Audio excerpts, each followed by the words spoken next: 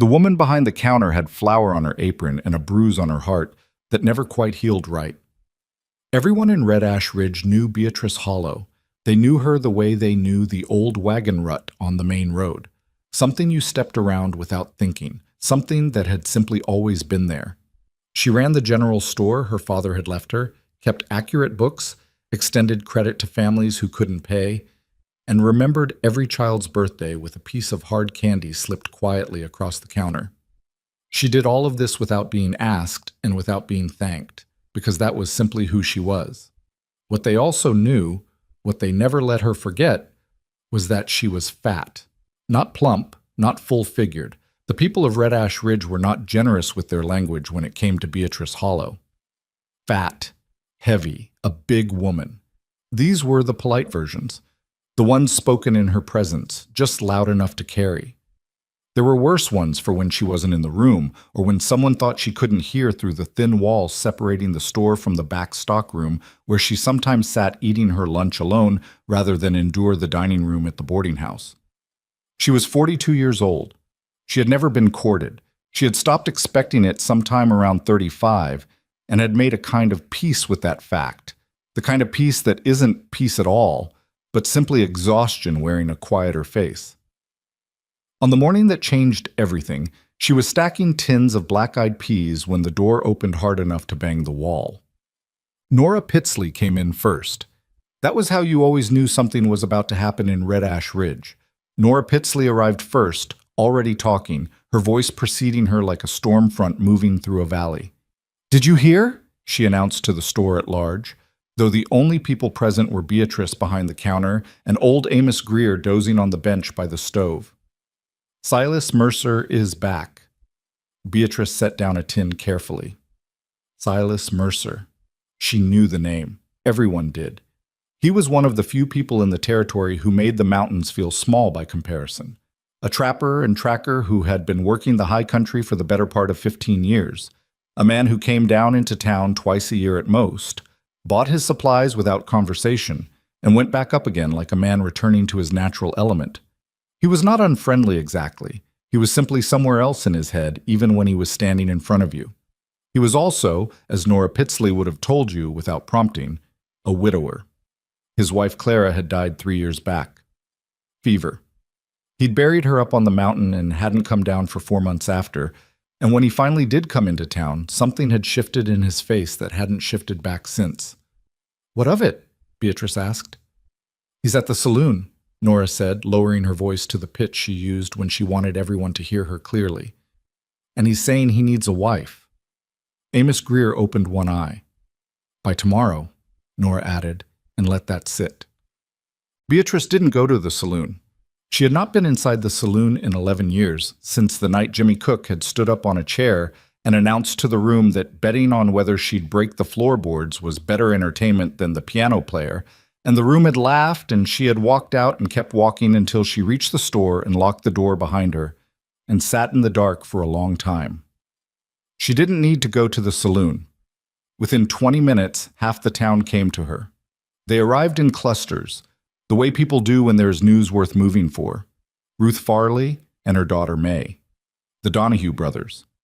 Constance Webb, who ran the boarding house and considered herself the social authority of Red Ash Ridge by virtue of feeding most of it.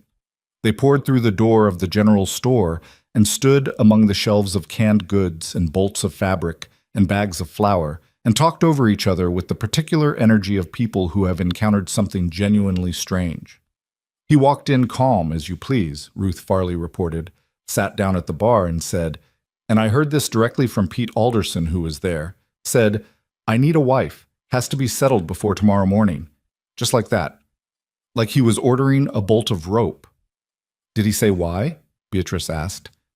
"His daughter," Constance Webb said, and the room changed slightly. "From Clara. The girl's been living with Clara's sister down in Millhaven since the burial, and apparently the sister is sick, real sick, and can't keep the child anymore. Child's coming up on the afternoon train tomorrow, and there's a county official riding with her who has the authority to place her directly into the orphanage in Glenfield if Mercer can't demonstrate a proper family situation." The word orphanage sat in the room like something dropped from a height. "How old is the girl?" Beatrice asked. 7, Ruth said. Name's Rosie. The conversation that followed was the kind Beatrice had grown accustomed to, the kind where she was present but not included. The women of Red Ash Ridge began talking among themselves about which unmarried woman might be willing to take on Silas Mercer and his complications, and they discussed it with the frank commercial energy of people assessing livestock at a fair. There was young Dorothy Marsh, but she'd been setting her cap at the new schoolteacher and wouldn't want to give that up. There was Ada Croft, but Ada had made clear she would not go up into those mountains under any circumstances. There was, what about Margaret Tilson? Someone offered. Margaret Tilson, Constance Webb said flatly, is engaged to a man in Sacramento and leaves on the Thursday coach. The list shortened itself rapidly, as lists do when examined closely. None of them looked at Beatrice. She continued stacking her tins. She was very good at not reacting to being overlooked. She'd had a great deal of practice. Silas Mercer walked into her store at 3:30 in the afternoon. She knew it was him before she looked up because of the particular way the door opened. Not the aggressive bang of Nora Pitsley making an entrance, but a careful, deliberate movement. A man who had learned to move through the world without wasting energy on unnecessary force. The bell above the door rang once and was silent. He was taller than she remembered. She had only seen him a handful of times over the years, always brief exchanges, supplies and payment, and no particular conversation. He had dark hair going gray at the temples, a face weathered to leather by years of high altitude and cold, and eyes that were a particular shade of gray-green she couldn't name precisely. He was not handsome in any conventional sense. He was something else, a man who looked exactly like what he was, without apology and without performance. He was carrying his hat in his hands. She noticed that. He had taken it off before entering. "Miss Hollow," he said. "Mr. Mercer." She set down the tin she was holding. "I expect you've been to most of the other establishments in town already." "I have," he said. There was no embarrassment in it. He stated it the way he might state that it had been a cold winter. "I heard you're a practical woman." She considered him steadily. "Who told you that?" "Pete Alderson." "Pete Alderson owes me $4.50 on credit he hasn't settled." Something moved in Silas Mercer's expression. It might have been the beginning of a smile. "He mentioned that too." Mishimad. He stood in the middle of her general store, among the hanging lanterns and the smell of coffee and sawdust and the specific closed warmth of a winter afternoon, and he told her about Rosie. He told it plainly, without ornamentation, the way a man tells a story he has already told himself too many times and is past the point of dramatizing. Rosie was 7. She had her mother's eyes and her father's stubbornness and a laugh that had reportedly been big enough to fill a whole house before her mother died and the world changed on her. She had been living with her Aunt Margaret in Mill Haven, and it had been a decent arrangement, something that worked, until Margaret's illness had progressed past the point of her being able to manage a child on top of everything else. "The county man's name is Hargrove," Silas said. "He's coming on the train with Rosie tomorrow. His job is to assess the situation and make a determination. If I'm living alone up there with no family structure in place, he has the legal authority to redirect her to Glenfield." "And Glenfield's orphanage," Beatrice said. "Yes." "Have you been there?" "Once." He said it quietly. "To look. So I'd know what I was fighting." She didn't ask him what he'd seen. She didn't need to. The way he said it told her everything. "Mr. Mercer," she said carefully, "the women you've already approached. What reasons did they give?" He was quiet for a moment. Then, "Most of them said they wouldn't go up into the mountains. Some said they didn't know me well enough to make such a decision." A pause. "A few were more direct about the situation being beneath them." She understood what situation meant. A widower with a child, a rough cabin in the high country, a man who was away for months at a time, a life that was nothing like the softer version of frontier existence that women in town had managed to construct for themselves. It was an honest life, but it was not an easy one, and easy was what most people were angling for. "And what do you know about me?" she asked. He met her eyes directly. That directness was something. It was not common. Most people, when they looked at Beatrice Hollow, looked away quickly, as if her face contained something uncomfortable that they preferred not to hold in their gaze too long. "I know you've run this store alone for 12 years, he said. "I know you kept it from going under when the drought hit and half the town couldn't pay their accounts. I know 3 different families told me in the last 2 hours that they would have gone hungry winters ago if you hadn't extended credit without being asked." He paused. "And I know you're not married, and that you've—" He stopped. "That I've been overlooked," she said, not unkindly. He nodded once. There was something almost painful in the nod, like a man acknowledging a wrong he didn't commit, but understands he benefits from. Atar. What happened next was not something Beatrice had planned.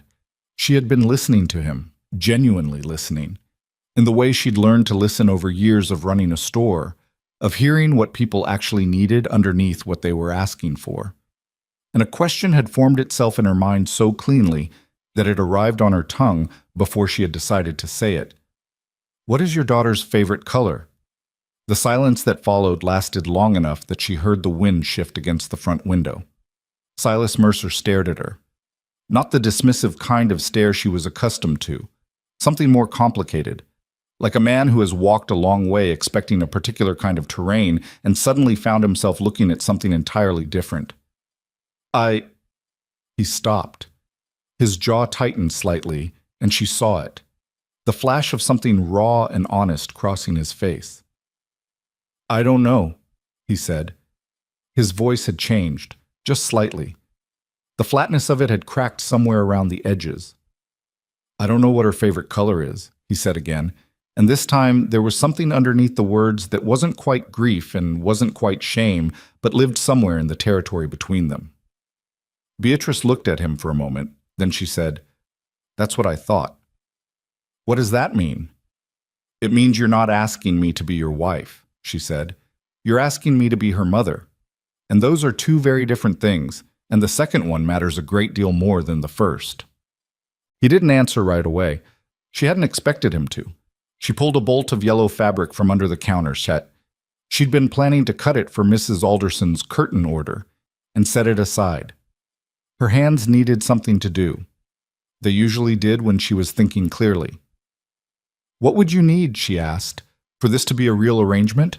Not the kind that looks right for a county official, the actual kind." Silas set his hat down on the counter. He ran a hand over his face, and in that gesture she saw the exhaustion he'd been carrying. Not just the last few days of this crisis, but years of it. Years of being alone up on that mountain, with nothing but his work and his grief, and the specific silence of a house that used to have a woman in it. "I don't know that I have anything to offer a woman who deserves better than a rough cabin and a broken schedule," he said. "I've been honest about that to every woman I've spoken to today. I won't pretend I have more than I do." "What do you have?" He thought about it seriously. She appreciated that he didn't rush it. "Land," he said. 40 acres, clear title. The cabin is solid. I built it myself, nothing fancy, but it stands. I trap well. We don't go hungry and we don't go cold. I keep my word when I give it." He paused. I'm not an easy man to live with, I know that. I go quiet for long stretches. I spend weeks in the high country. Clara." He stopped on the name, and she watched him push through it. "Clara used to say I was more comfortable with trees than people, and she wasn't wrong. And what would you need from me?" He looked at her. "A real home for Rosie. Stability. Someone who would make her feel like she belongs somewhere, because right now she doesn't feel that. She's been passed through 2 houses since her mother died, and she's 7 years old, and I don't know what her favorite color is, and He stopped again, pressed his lips together. "I need her to have a mother," he said. His voice was low and even and absolutely certain. Not a performance of one, a real one. Beatrice was quiet for a long moment. Through the front window, she could see the main street of Red Ash Ridge going about its late afternoon business, a horse being led past, 2 men in conversation by the livery, a child running with something clutched in both hands. She thought about things that she had not thought about in a long time, because thinking about them hadn't served any purpose. She thought about the school she had once dreamed of opening, back when she was young enough to believe that dreaming led somewhere. She thought about the night she had walked out of the saloon. She thought about the particular loneliness of being in a room full of people and being invisible to all of them. She thought about a 7-year-old girl on a train right now, watching the mountains get closer through a window, carrying a small suitcase, and every loss a child can carry. "I have 3 conditions," she said. Silas Mercer straightened slightly. "Tell me." "You never lie to her," Beatrice said. "Not to protect yourself, not to make things easier. If she asks something hard, you answer it as honestly as a man can, and you sit with her in the discomfort of the truth. Children know when they're being managed. It destroys trust faster than any honest, hard thing would." He nodded slowly. "Agreed." "You never let shame replace love. She's going to test you. She's lost her mother, and she doesn't trust the world to stay yet, and she's going to push at you to see if you go away too. You don't go away. Whatever she does, whatever she says, you stay, and you love her through it." His jaw was tight, but he nodded again. "And you never judge people by their appearance in front of her," Beatrice said. "Not ever. Not casually. Not as a joke. Not for any reason. Because children learn from what they see, and I will not have her grow up believing that the size of a person tells you anything about the size of their heart." The last condition sat between them. He understood it. She could see that he understood it. All of it. Everything she hadn't said directly. She watched him absorb it without flinching. "Those aren't conditions," he said finally. "Those are promises I should have been keeping already." "Yes," she said, "they are." The silence that followed was not uncomfortable. It was the kind of silence that forms when 2 people have just said something true, and the truth needs a moment to settle before anything else can happen. Silas Mercer picked up his hat. He turned it in his hands once, the way a man does when he's thinking about what to say next and is being careful about it.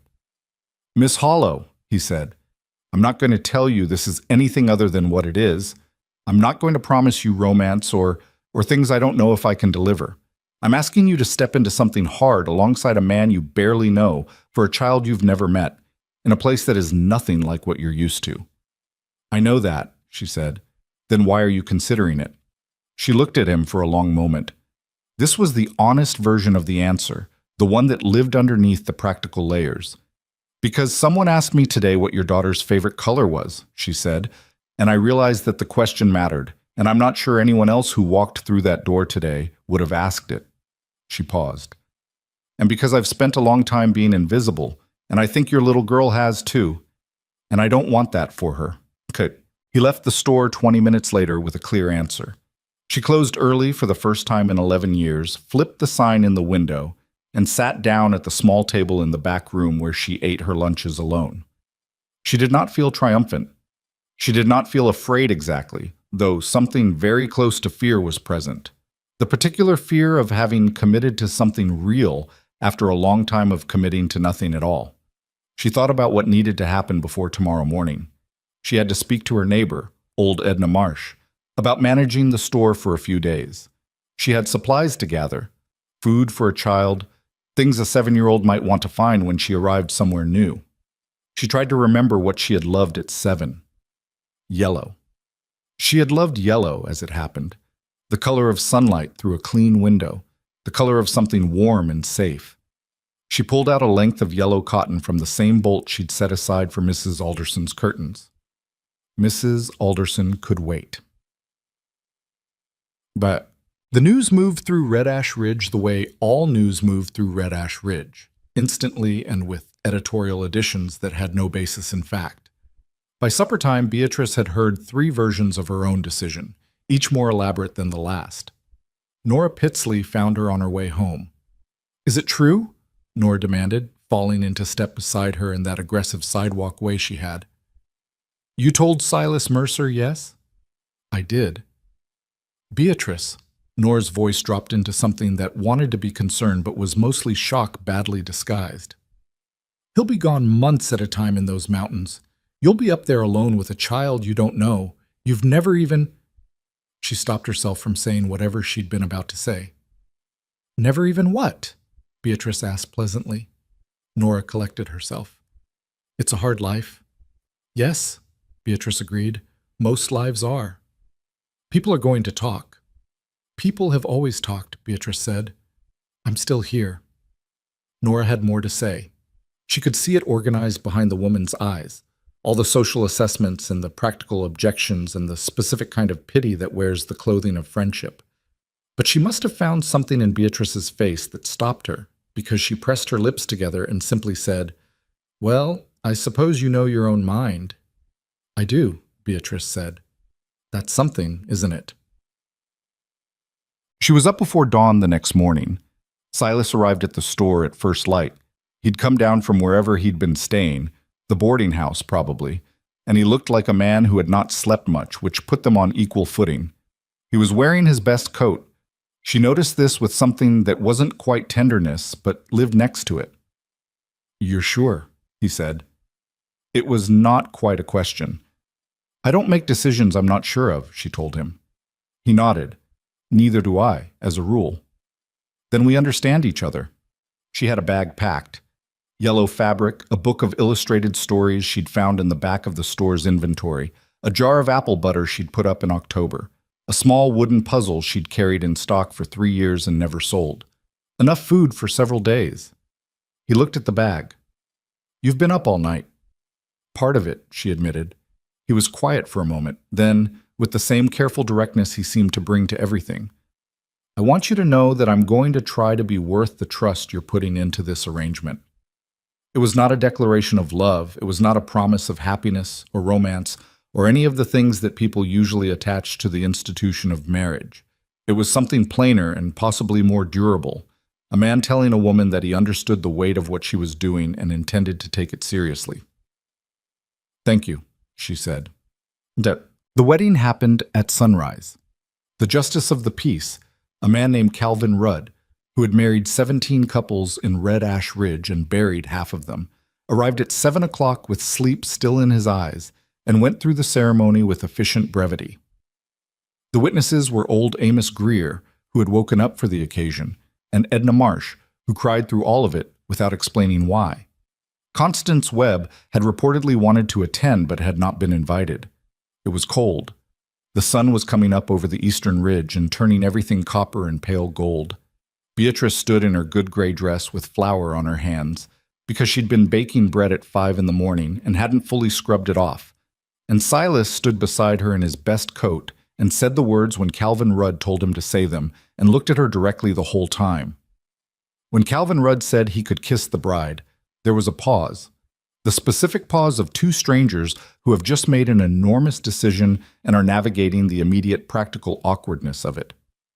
Then Silas Mercer leaned forward and pressed his lips to her cheek, just below the temple, briefly and without fanfare. "Well," said Amos Greer, as if that concluded a business transaction. "Yes," Beatrice agreed. They had 4 hours before the afternoon train. She spent them at the cabin, or rather, she spent them finding out what the cabin actually was, which was not what she had expected. She had expected rough. She had not expected the particular rough of a man who was precise and careful and built things to last. The cabin was solid, as he'd promised. The woodwork was clean. There was good light through the windows he'd positioned with some care for how the sun moved. What there was not was much of anything for a child. She looked around at the spare walls and the efficient, functional arrangement of everything, a place built for survival, for work, for solitary existence. And she understood what needed to happen in the time they had. Silas moved furniture. She directed, because she had a clear picture of what a child needed and wasn't too proud to say so. The second room, smaller, tucked at the back, she claimed for Rosie. He built a wooden frame and strung it with rope for a mattress. She covered it with the quilt she'd brought, the yellow fabric she'd cut in the early morning hours, and edged with what she had. "She may not even like yellow," Silas said, looking at it. "She may not," Beatrice agreed. "But it was my favorite at 7, and 7-year-olds who have lost a great deal deserve at least one thing that is the color of warmth." He was quiet, and then he said, "Where do you want the shelf?" She pointed. He built it in 40 minutes, freehand, with the specific economy of a man who has built many things alone. She lined it with the book, the puzzle, a small tin cup she'd painted with a border of red berries on the walk up, because she had a good eye for small things, and she'd wanted there to be small beauty in the room. When it was done, she stood in the doorway and looked at it. It was imperfect. The shelf was slightly uneven. The quilt was not her best work. The cup was a plain tin cup with some paint on it. But the room felt different than it had when they'd walked in. It felt like somewhere a child might feel that she'd been thought about. That was what mattered. They left for the station at 2 o'clock. On the road down, they walked mostly in silence, and it was not an uncomfortable silence. Beatrice was aware of Silas beside her. The specific way he moved, the particular attentiveness of a man who has spent years in the wilderness and never fully switched off the part of his brain that is watching and measuring the environment. She was aware, too, of the specific strangeness of the day. She had woken up that morning a woman alone. She would go to sleep that night married. She would go to sleep that night with a child in the cabin. It was not the life she had imagined for herself. She had stopped imagining a life a long time ago. But as she walked down the mountain road with this quiet, difficult, serious man beside her, with the late afternoon light coming through the pine trees and the smell of cold air and snow higher up on the ridge, she felt something she had not felt in a long time. Not happiness. Not yet. That was too large a word for a single day. But possibility. The specific aliveness of a door opening onto a room you haven't seen yet. The station at Red Ash Ridge was small, a platform, a water tower, a waiting area with 4 wooden benches, and a potbelly stove that someone kept inadequately fueled. A handful of people were waiting for the afternoon train, some of them people she knew, and she was aware of their awareness of her, of Silas beside her, of the specific loaded nature of their presence together in this public place. She didn't look at any of them. She looked at the tracks going south toward the lower country and the rest of the world. The train was on time. She heard it before she saw it. The low rumble that built itself slowly into something enormous. And then it was there, sliding into the station with the particular authority of machines that move through the landscape without asking its permission. People got off. A man with a traveling case, a woman with a bandbox, a family, tired-looking, with too much luggage.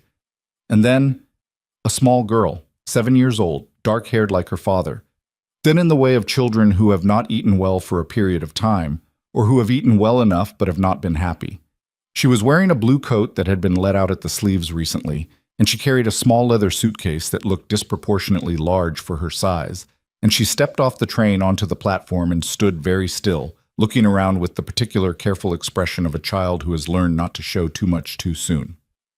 Beside her was a man in a county official's coat, Hargrove, Beatrice assumed, who was holding a folder of papers and scanning the platform with the specific energy of a bureaucrat who has been on a long train and wants to complete his assignment efficiently.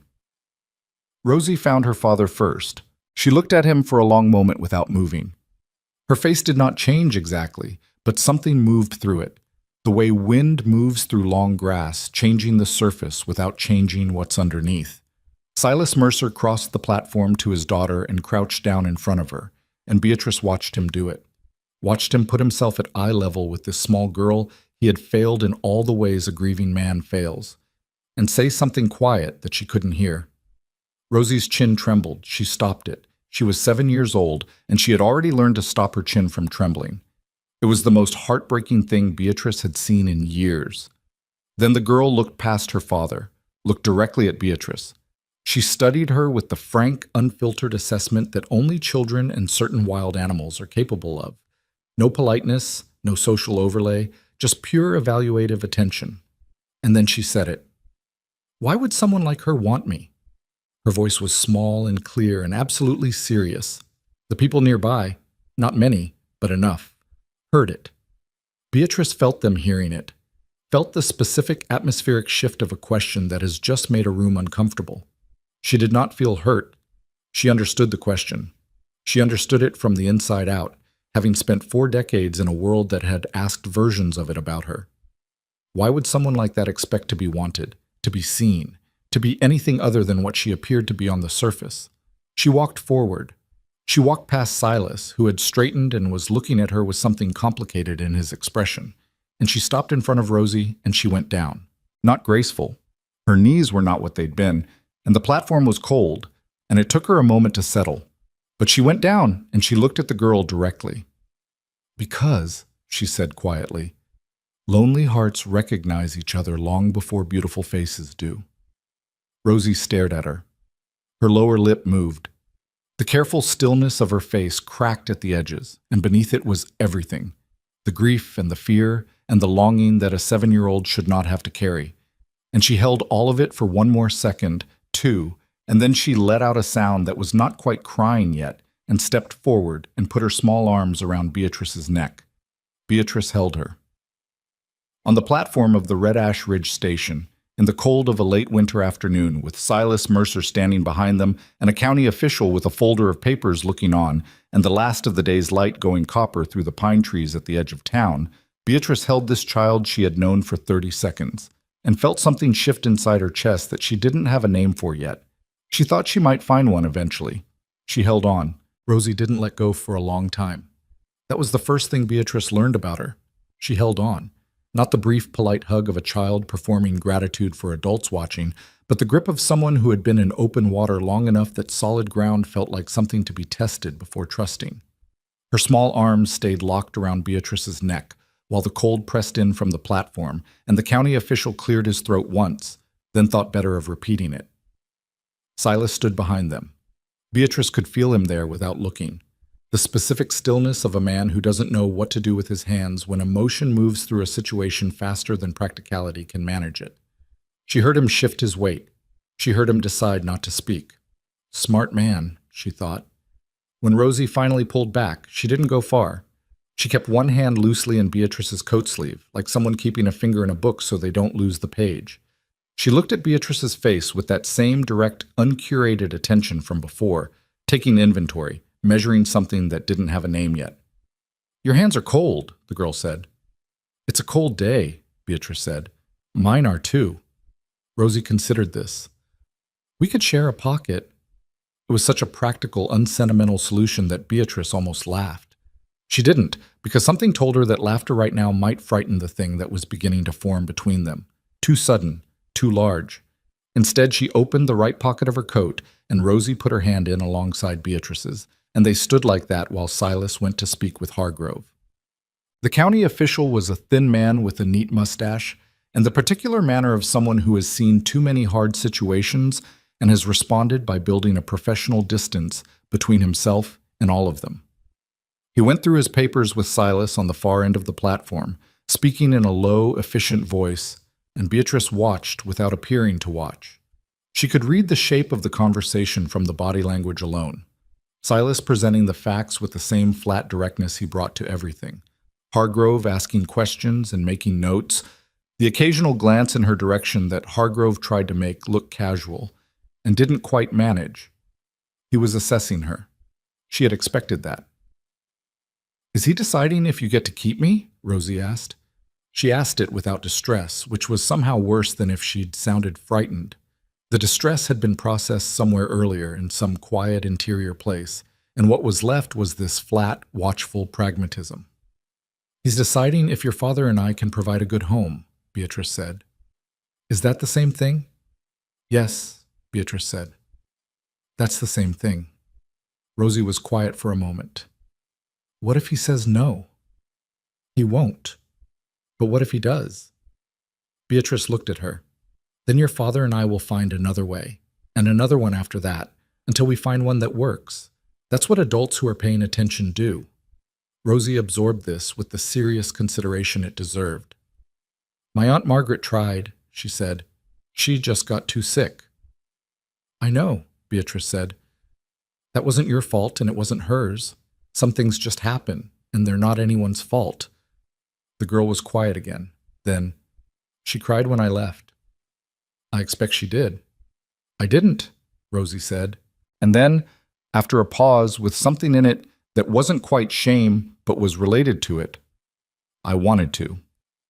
"Sometimes," Beatrice said carefully, "the crying has to wait until you're somewhere safe enough to let it happen."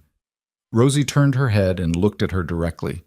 Something moved in her face, that same cracking at the edges she'd shown on the platform, but she held it again. Not suppression exactly, more like deliberate postponement. Okay, she said. Just that. Hargrove came over to them when he and Silas had finished. He looked at Beatrice with the specific appraising neutrality of a man whose job requires him to form rapid assessments of strangers and who has practiced enough at it to not let the assessment show too clearly. Mrs. Mercer, he said. He used the name without inflection, which told her he'd already noted it and moved on.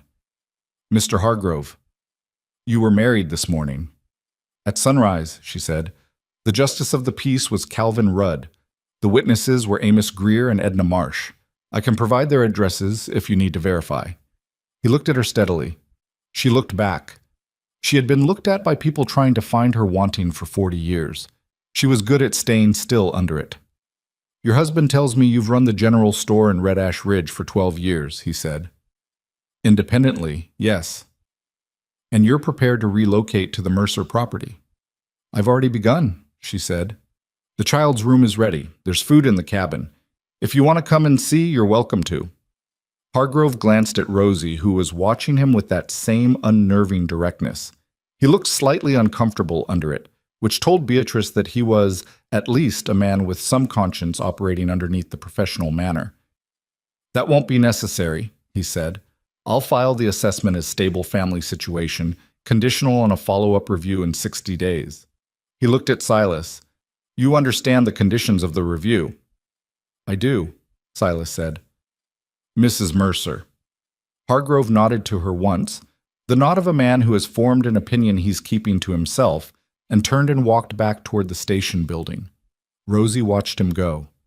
He's not very warm, she observed. No, Beatrice agreed, but he's fair, I think, and fair is often more useful than warm. Yeah. The road back up to the cabin was steep in places and the light was going. Silas carried Rosie's suitcase and Beatrice's bag, both without being asked.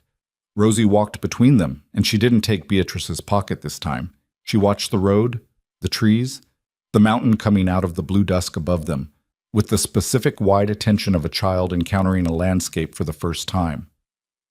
Are there bears? She asked. Yes, Silas said. Have you ever seen one? Many times. Rosie considered this. Did they try to hurt you? Once. A sow with cubs. She made her feelings known. What did you do? Backed away slowly and let her know I wasn't a threat.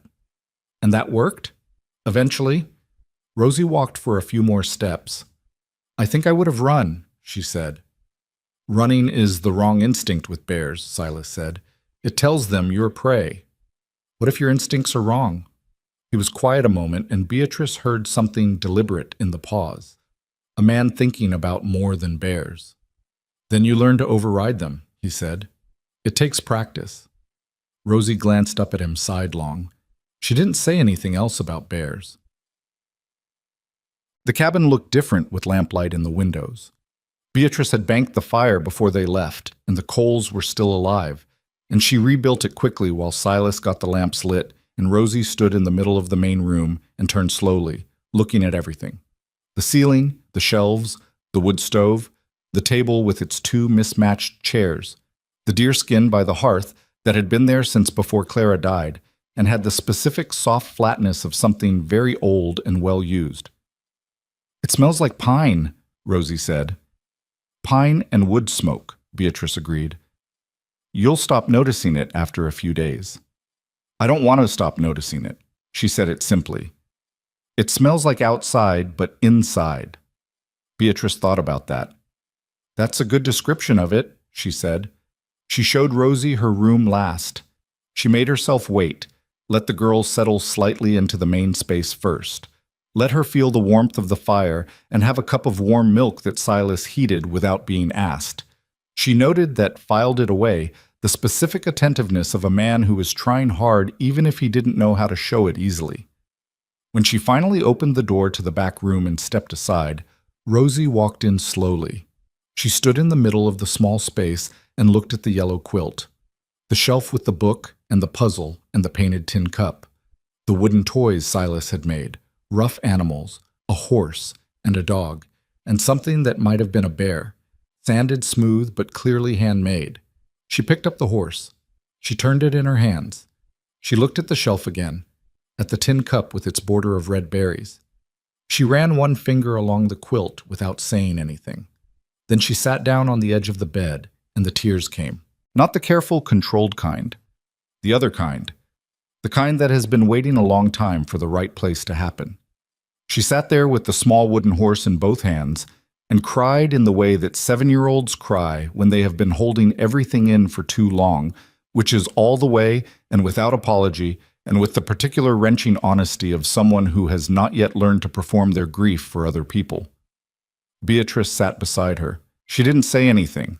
She put an arm around the girl's thin shoulders and let her cry. And after a moment, Rosie leaned into her side with the full weight of everything she'd been carrying, and Beatrice held it. Silas had followed them to the doorway. She could see him in the periphery, standing very still, his hands at his sides, watching his daughter cry with an expression on his face that was not quite grief and not quite relief, but something that lived between them. The face of a man who understands that the crying is necessary and doesn't know what to do with the necessity of it. He didn't try to stop it. She gave him credit for that.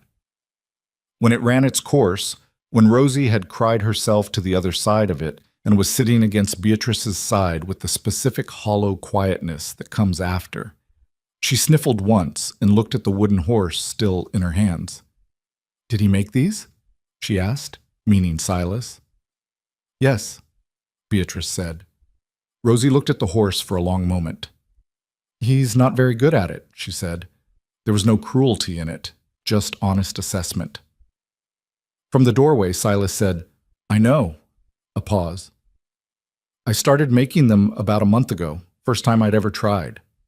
Rosie looked at him. "Why did you start?" He was quiet for long enough that Beatrice wondered if he'd answer. Then, "Because I needed something to do with my hands while I was thinking about you coming." Rosie turned the horse over in her hands again. "I'll keep it," she said. "Okay," Silas said. "I'll keep all of them." "Okay." She set the horse carefully on the shelf beside the tin cup. She smoothed the edge of the yellow quilt with one hand. Then she looked up at Beatrice. "What's for supper?" Beatrice made biscuits and a bean soup with the salt pork she'd brought from the store, and Rosie sat at the table and watched with focused attention, the way children watch things they intend to learn. She asked questions, not the nervous, gap-filling questions of a child performing interest, but real ones. "How do you know when the biscuits are done? What does salt pork do to beans? Why do you stir it that way?" Beatrice answered each one directly. She didn't talk down or simplify. She treated the questions as what they were, serious inquiries from a person trying to understand the world. Silas sat at the table and said very little, but he listened. That was something Beatrice was beginning to understand about him. The silence was not absence.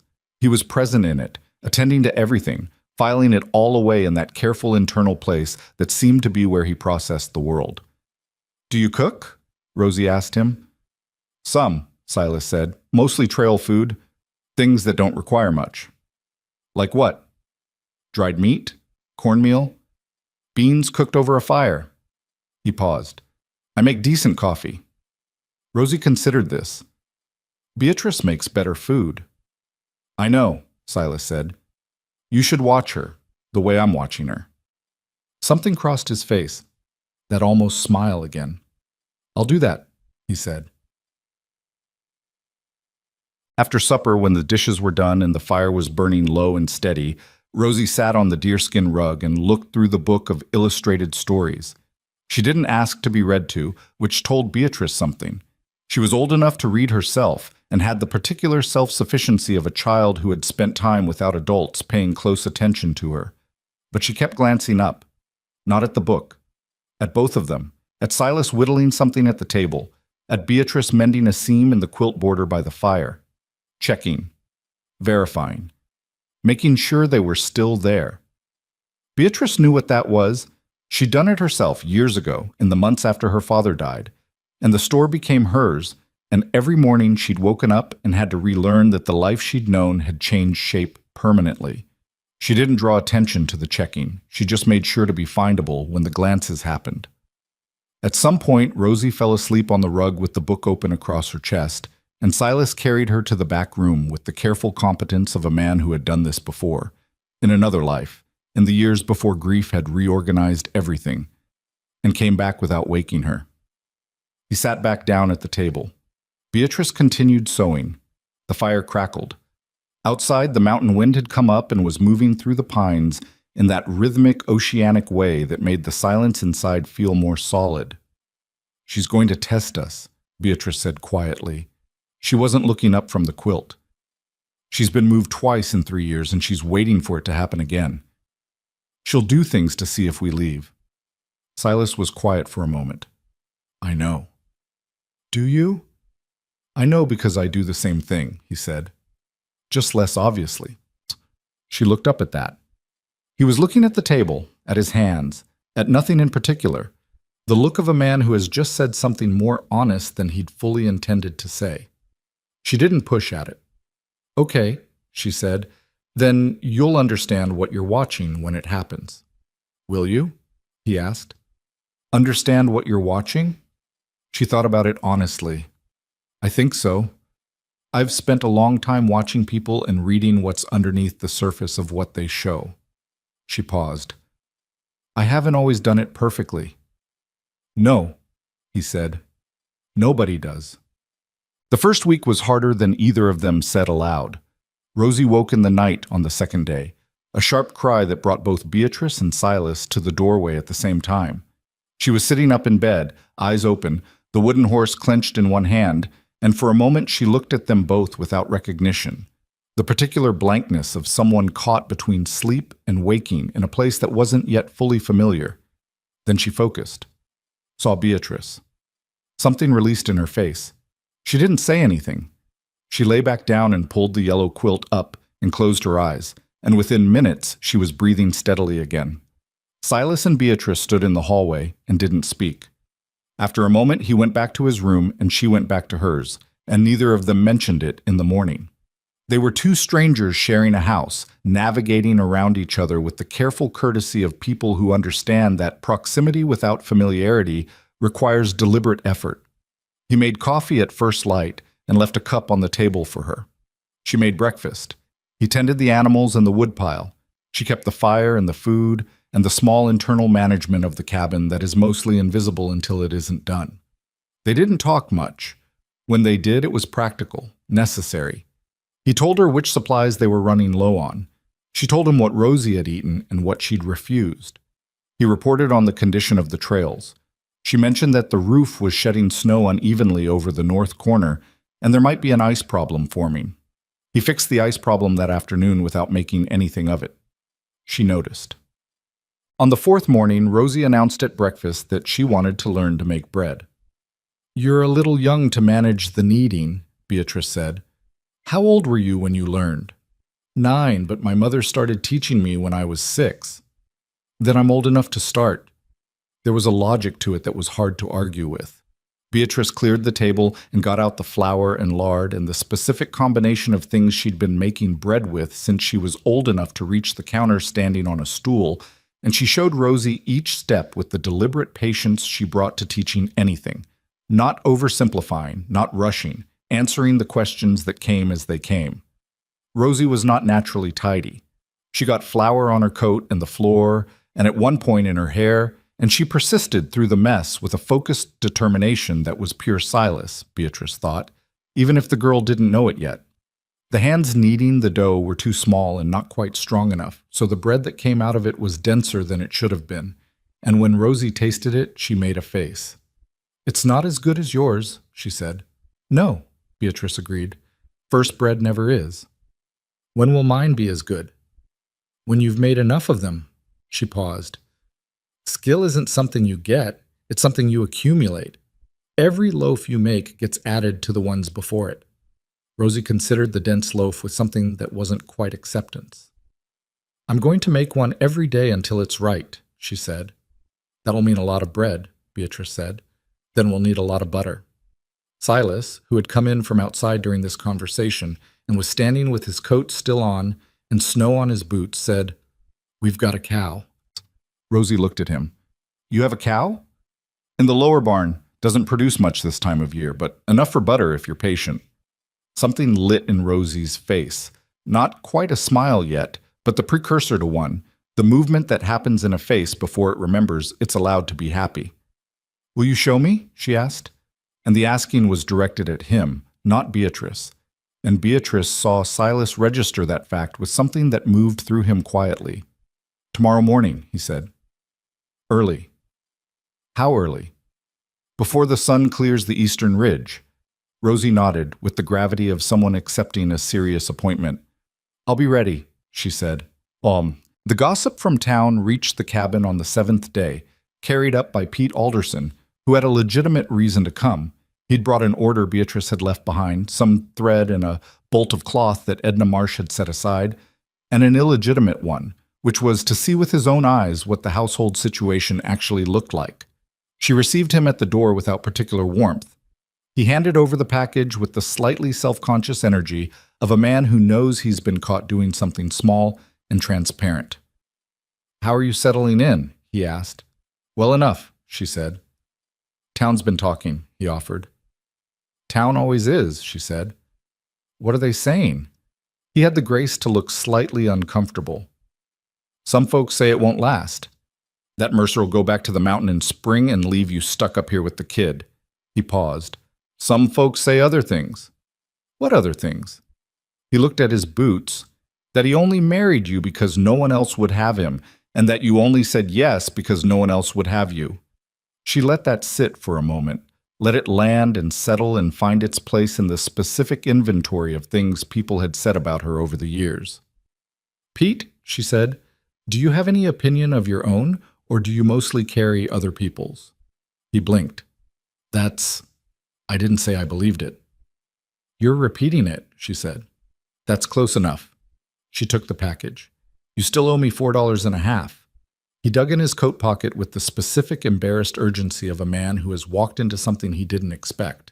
He produced $3 and some coins that came to approximately the right amount, and she counted it and gave him a receipt from the receipt book she kept in her apron pocket out of old habit and sent him back down the mountain. She stood in the doorway for a moment after he left. No one else would have him. No one else would have her. The two damaged quantities that added up to something useful. She thought about what Silas had said at the table in the firelight, about testing and leaving, about understanding it because he did it himself. She thought about what she'd understood for most of her adult life, that the world sorts people by their surfaces and makes assumptions about their depths, and that the assumptions are almost always wrong. She went inside and made lunch. It was Rosie who noticed the bruise first. Beatrice had caught the corner of the woodpile on her hip 3 days in the dark of early morning when she'd gotten up to stoke the fire. It was a significant bruise, the kind that surfaces in spectacular color over several days. And she hadn't thought anything of it, because bruises happened, especially in a new space where the geometry was still unfamiliar. She was reaching for something on the upper shelf when her shirt pulled up slightly, and Rosie, who was sitting at the table doing the letter practice Beatrice had set her, looked up and saw it. That's a big bruise, she said. Woodpile got me, Beatrice said. Does it hurt? Some. Rosie was quiet for a moment, then, my mama had bruises sometimes. She said it without particular inflection, which was somehow worse than if she'd said it with one. Beatrice turned from the shelf and looked at her carefully. What kind of bruises? Rosie shrugged in the elaborate way children do when they're trying to make something smaller than it is. From falling, she said. She wasn't very careful. Okay, Beatrice said, and she filed it. Filed it in the careful place she kept for things that needed to be understood slowly, over time, without pushing. There would be a time for that conversation, and it was not now. What she said instead was, would you hand me the jar on the second shelf, the green one? What is it? Arnica, for bruises. She opened it. It smelled like something wild and faintly medicinal. Your grandmother's recipe, if you had a grandmother who knew plants. She didn't, actually. She'd learned it from a woman named Hester Bryce, who'd lived at the edge of town and been considered strange by people who didn't understand that strange often just meant knowledgeable. Rosie leaned over and sniffed it. It smells like the forest in summer. That's more or less what it is. Can I try it? Do you have a bruise? Rosie pushed up her sleeve and showed a small, yellow-green bruise on her forearm, faded and clearly a week old. "From the train," she said. "The luggage rack." Beatrice applied a careful amount with 2 fingers, and Rosie held very still, watching her hands with that inventory attention. "You know a lot of things," Rosie said. "Some things," Beatrice said. "Not enough. Nobody knows enough.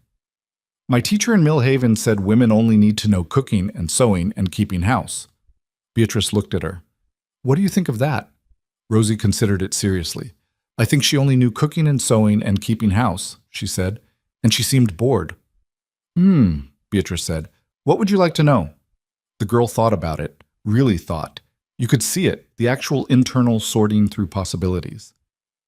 "Everything about plants," she said finally, "and how to read maps, and mathematics, and possibly how to track animals, but only so I can find them, not hurt them."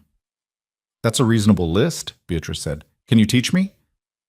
"The plants, yes. The maps, somewhat. The mathematics, absolutely. I've been running accounts since I was 14. The tracking—" She paused. "You'll have to ask your father." Rosie glanced at the door. Outside, Silas was splitting wood. They could hear the regular crack of the axe. "Do you think he would?" "I think," Beatrice said carefully, "that your father has a lot of things he'd like to teach you and doesn't yet know how to begin." Rosie looked at the door for a moment longer. "Maybe I should begin it for him," she said. "Maybe you should," Beatrice said. She did. That afternoon, she went out to where Silas was splitting wood and stood watching him with her arms folded against the cold, and when he stopped and looked at her, she said, "Will you show me what tracks look like?" "In the snow. I want to know what made what." He looked at her for a moment. Something that was not quite surprise. He'd been trained out of easy surprise by years in the wilderness, but something adjacent to it. A recalibration. "Now?" he said, "unless you're busy." He set down the axe. "Come on then," he said, and walked toward the tree line. She followed him. From the cabin window, Beatrice watched them go. The tall man and the small girl moving through the snow at the edge of the pines. The girl's face tipped up toward him, his bent slightly down toward her. He stopped and crouched and pointed at something in the snow, and she crouched beside him, and Beatrice watched Rosie's hand come out and trace the shape of whatever track it was with one finger. She didn't know exactly what she was feeling, something in the category of things that work out when they're not supposed to, which is a category she'd had very little experience with. She went back to the bread. The second Sunday of their marriage, they drove the wagon into town for supplies. She had not been back to Red Ash Ridge since the wedding, and she was aware, with the particular hyper-awareness of someone who knows they're being watched, of the town assembling its opinion as the wagon rolled down the main street. She sat on the bench beside Silas with Rosie between them, and she looked straight ahead and kept her face neutral and her hands in her lap. The first person they passed was Nora Pitsley, who stopped on the boardwalk and stared with her mouth slightly open. Beatrice nodded to her. Nora nodded back slowly, with the expression of a woman rapidly revising her expectations. At the general store, her general store, where Edna Marsh had been managing things in her absence, several people found reasons to be present at the same time. Old friends, neighbors, people who had known her for years and wanted to look at this new configuration of her life and see if they could read anything useful in it. She let them look. What they saw, she imagined, a large woman in a good coat sitting straight in a wagon beside a man most of them had written off as permanently solitary, with a small, dark-haired girl pressed against her side eating the piece of hard candy Beatrice had produced from her pocket somewhere on the road down.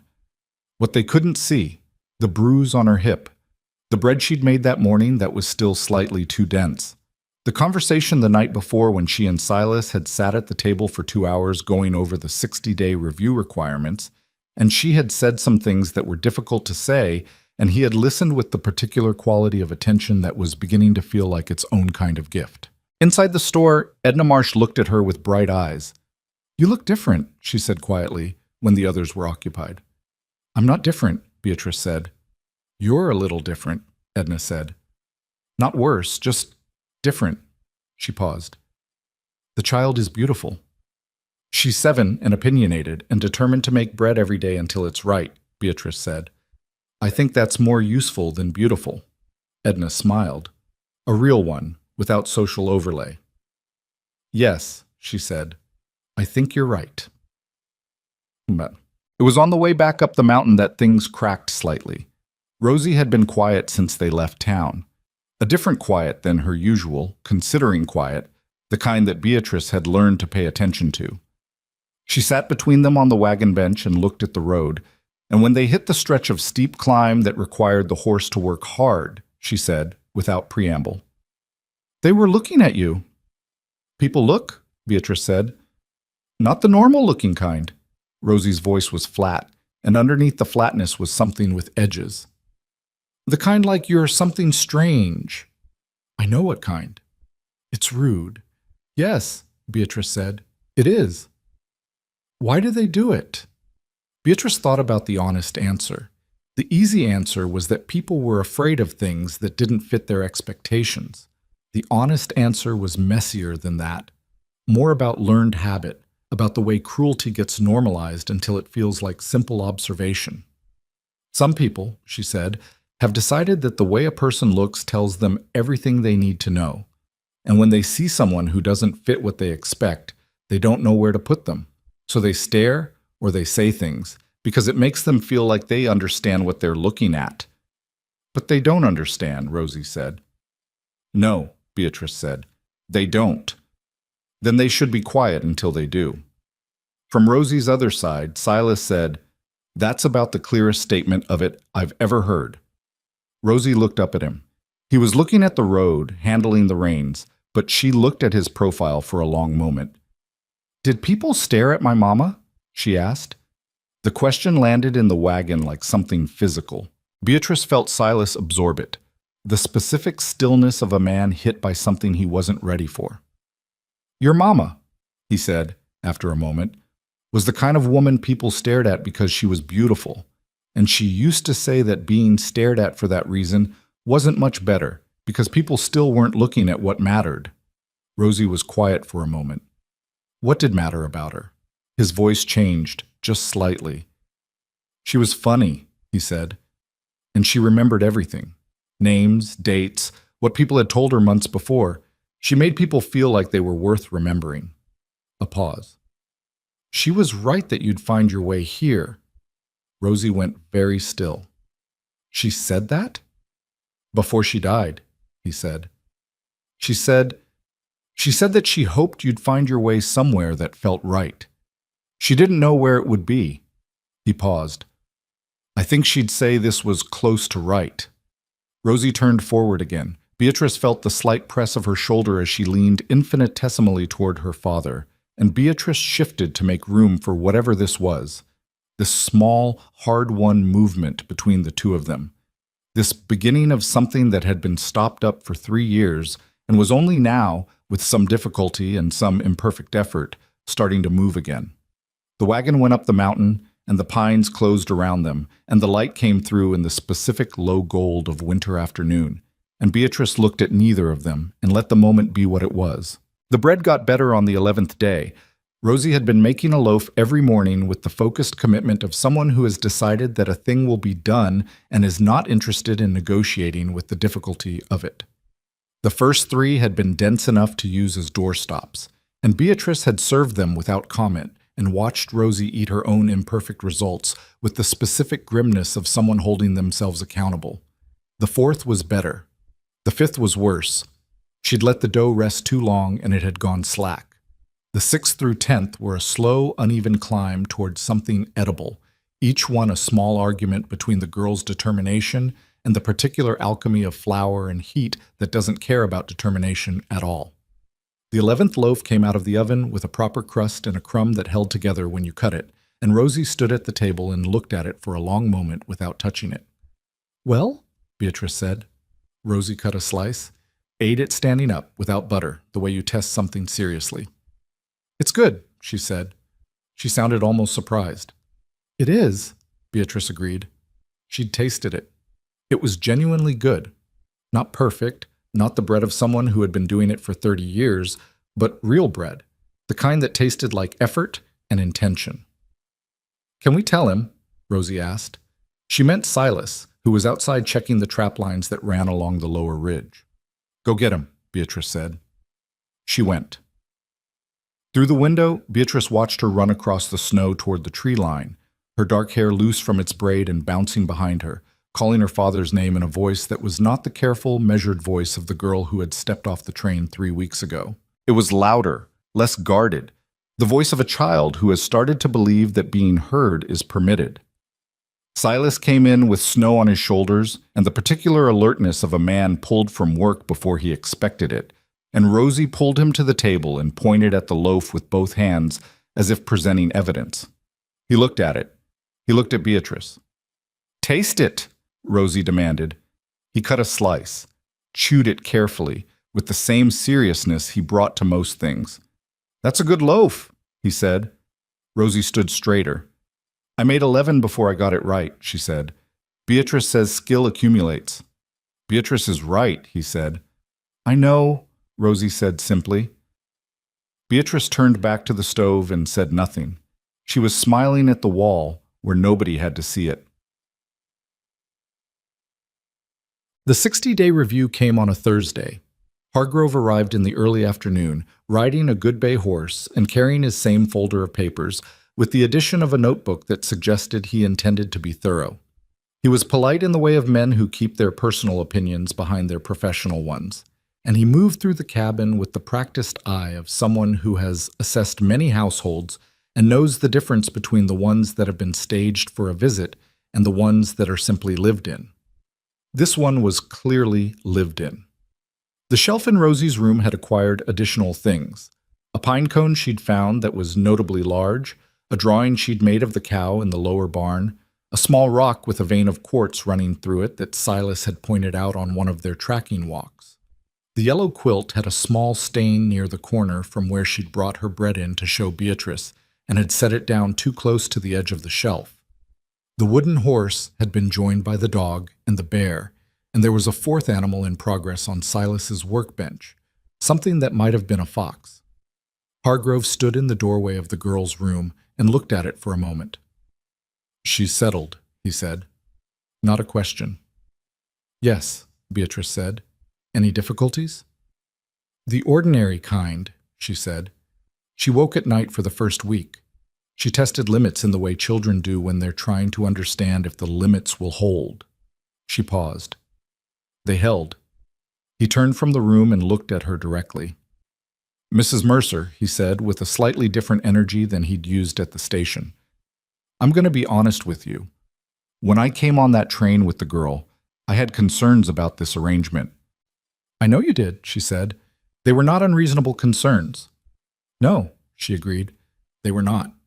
He was quiet for a moment. "She's doing well," he said.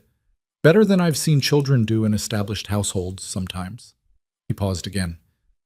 "The speed of the marriage concerned me. Still does, technically, but—" He stopped. "Children don't lie about how they feel, and that girl looks at you the way— She looks at you the way she ought to look at a mother." Beatrice let that land without responding to it immediately. It went somewhere deep and quiet, and she let it stay there. "I'll file the review as satisfactory," Hargrove said. "I don't anticipate further interventions unless something changes substantially." "Thank you," she said. He started toward the door, then stopped. "The arrangements you made in a single day," he said. "The room, the things in it." He looked at the shelf again briefly. "Someone thought about her before she arrived." "Yes," Beatrice said. "Someone did." He nodded once and left. Rosie overheard more than they knew. This was something Beatrice had begun to understand. The girl had the particular skill of children who have spent time in households where adult conversation stopped when they entered the room, which meant she had learned to be quiet in corners and listen. She wasn't malicious about it. She was gathering information the way any sensible creature gathers information about its environment when it doesn't yet fully trust the environment to remain stable. What she had overheard this time was Beatrice telling Silas, after Hargrove left and Rosie was supposedly absorbed in her letter practice at the table, that the review had gone well and there would be no further visits unless something changed. "That's something," Silas said. "It's a lot of things," Beatrice said. Later, when Silas had gone outside and they were alone, Rosie looked up from her letters. "Does this mean I stay?" she said. Beatrice turned from the shelf she'd been organizing. "Yes," she said. "You stay." For always? It was the word always that required care. She thought about Silas's second promise, that he would never let shame replace love. She thought about her own first condition, that he would never lie to the girl. "For as long as you want to be here," she said, "and I intend for you to want to be here for a very long time." Rosie processed this with the careful precision she brought to important information. "What if you and my father stopped getting along? Then we would handle that like adults and make sure you were safe and loved regardless. But I don't expect that to happen." "How do you know?" "Because your father is a man who keeps his word," Beatrice said, "and I don't commit to things I'm not prepared to see through." The girl went back to her letters. After a moment, without looking up, "I think you're going to be the best thing that ever happened to this cabin." Beatrice opened her mouth and closed it. "Finish your letters," she said, and went back to the shelf. Time. The testing that Beatrice had predicted, the systematic kind, the kind with real teeth in it, arrived in the third week of February without particular warning on an ordinary Tuesday. Rosie had gone silent that morning in the specific way that was different from her thinking silent. She ate breakfast without comment, refused to engage with the bread lesson Beatrice had suggested, and sat by the window staring at the snow with the closed, sealed expression of a child who has gone somewhere interior and pulled the door shut behind her. Beatrice let it be for 2 hours. Then she sat down at the table across from her and said, "What happened?" "Nothing," Rosie said. "Something," Beatrice said. Silence. "You don't have to tell me now," Beatrice said. "But it doesn't go away by itself, whatever it is. I've tried that method. It doesn't work." Rosie looked at her, then, in a voice stripped of everything, "I had a dream about my mama last night." Beatrice stayed still. "She was in the kitchen in Millhaven, the one I remember. And I was there, and everything was the way it was before she got sick. And she was just normal, making coffee, talking." Rosie stopped. Her jaw was tight. "And then I woke up, and I knew it wasn't real. And I couldn't remember exactly what her face looked like." The particular horror of that, not losing the person, which is a known and terrible grief, but losing the details of them, the specific face, the specific voice, Beatrice understood it without needing it explained. She had lost her own mother at 16, and the fading had started within a year and never fully stopped. "That's one of the hardest parts," she said quietly. "And I'm not going to tell you it gets easier because I think that would be dishonest. But I will tell you that she's in the things you do, the way you approach things, the way you hold on to what matters." She paused. "You know how to read well above your years. Did your mother read to you?" Rosie nodded. "Then she's in that. Every book you read, she's part of how you received it." Rosie was quiet for a long time. Outside, the wind was working in the pines, and somewhere in the lower field, the cow made a comment about something. "I'm scared of forgetting her," Rosie said. "All the way." "I know," Beatrice said. "That's a real fear, and it makes sense." She thought carefully. "Would it help to write things down? The things you remember? Not all at once, just when they come to you." "Like what things?" "The color of her apron. Something funny she said. The way she smelled. What she called you when she was being affectionate." She paused. "Small things last longer than you'd think when they're written down." Rosie considered this.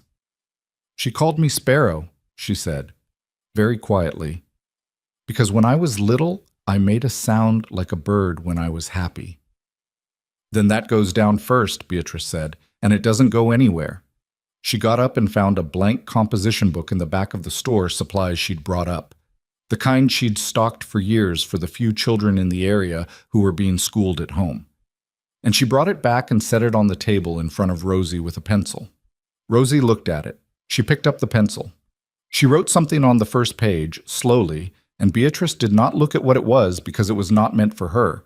When she was done, she closed the book and held it in both hands for a moment. "Thank you," she said. "It was just a book," Beatrice said. "You know it wasn't," Rosie said. "It will be." What happened the next day was the real test, the one Beatrice had been waiting for without knowing its specific shape. Silas had been gone overnight. A longer trapline run, unavoidable. Something he'd warned them both about 2 days in advance. He was due back by noon. He was not back by noon, or by 2, or by the time the light started going thin and gray in the way that preceded a mountain storm. Rosie sat by the window. She didn't say anything, but her whole body was a question she wasn't asking aloud, and the question was the oldest one she had. Is he coming back? Beatrice kept the fire. She made supper and set it aside to stay warm. She sat with her mending, and she did not look at the window because looking at the window wouldn't bring him down the mountain any faster, and looking at the window would confirm to Rosie that she was worried too. She was worried. She knew enough about mountain conditions in February to know that a storm coming in fast could change the calculus of a trapline run significantly. She also knew that Silas Mercer had been working these mountains for 15 years and knew them better than the terrain of his own face. Both things were true simultaneously, and neither one canceled the other. At 5 o'clock, Rosie said, "What if he doesn't come back?" "He'll come back," Beatrice said. She kept her voice even. "But what if—" "Rosie," she set down the mending, "your father knows this mountain the way you know this cabin now. Every corner, every place the floor creaks, every spot where the draft comes in. He knows where the weather comes from before it arrives. He knows how to read the signs." She paused. "He's also a man who promised he would stay, and your father keeps his word." "He promised you," Rosie said. "Not me." The distinction mattered. Beatrice understood why it mattered. "He made those promises because of you," she said. "Everything in this arrangement exists because of you." Rosie was quiet. She had her composition book on the table in front of her, which Beatrice noticed. She'd been adding to it in the hours since Silas hadn't come home. "I wrote down something today," Rosie said. "Something I remembered about my mama that I thought I'd forgotten." "What was it?" "She used to burn toast every time, even when she was paying attention." A small, involuntary thing moved across her face. Not quite a smile, but its close neighbor. "She used to say the toast was developing character." "That's a good one," Beatrice said. "She would have liked you," Rosie said. It came out simply, without apparent calculation, the way children state things they have decided are true. She liked people who said real things. Beatrice looked at her for a moment. "I would have liked her too," she said, based on the available evidence. The door opened at 6:45. Silas came in with ice in his beard and one sleeve of his coat torn at the shoulder and snow packed into every seam of his clothing, and he stood in the doorway for a second, registering the warmth of the cabin, and then Rosie crossed the room and hit him somewhere around the midsection with her full momentum, and he caught her without staggering, which was a near thing given the state of him. "You're late," she said into his coat. "I know," he said. "I'm sorry." "The trail iced over," she said, which was not a question. "Yes," he said. "North-facing slope above the second creek. Took me a long time to find the safe way around." She pulled back and looked at his face with that same frank inventory. "You're cold. Very." "Sit down," she said, with the specific authority of someone who has been worrying for 3 hours and is converting it into action. "Beatrice made supper. I'll get your boots." He sat. He looked over her head at Beatrice, and something passed between them that wasn't a conversation exactly, but was the adult equivalent of Rosie's composition book. A record of something kept, something that mattered, set down in a place where it wouldn't get lost. "Supper's warm," Beatrice said.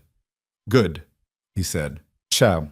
In the third week of February, the cruelty arrived from a direction she hadn't fully anticipated. It came wrapped in a social call. Constance Webb, who ran the boarding house and considered herself the standard by which all domestic arrangements in Red Ash Ridge were measured, made the trip up the mountain on a clear morning with a pie she'd made and the particular bright-eyed energy of a woman who has been collecting information from a distance and wants to gather some closer in.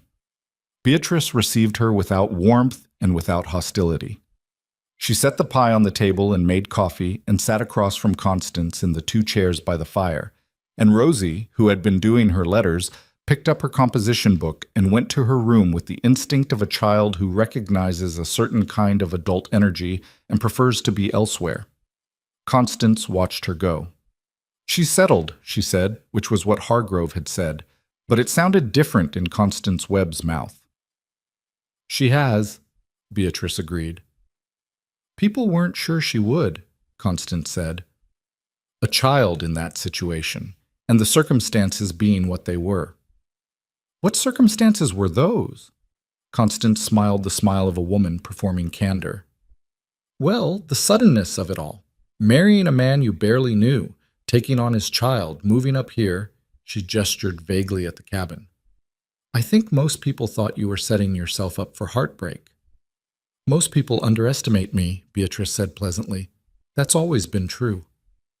Well, yes, but Constance rearranged herself slightly. You have to understand how it looked from the outside, Beatrice.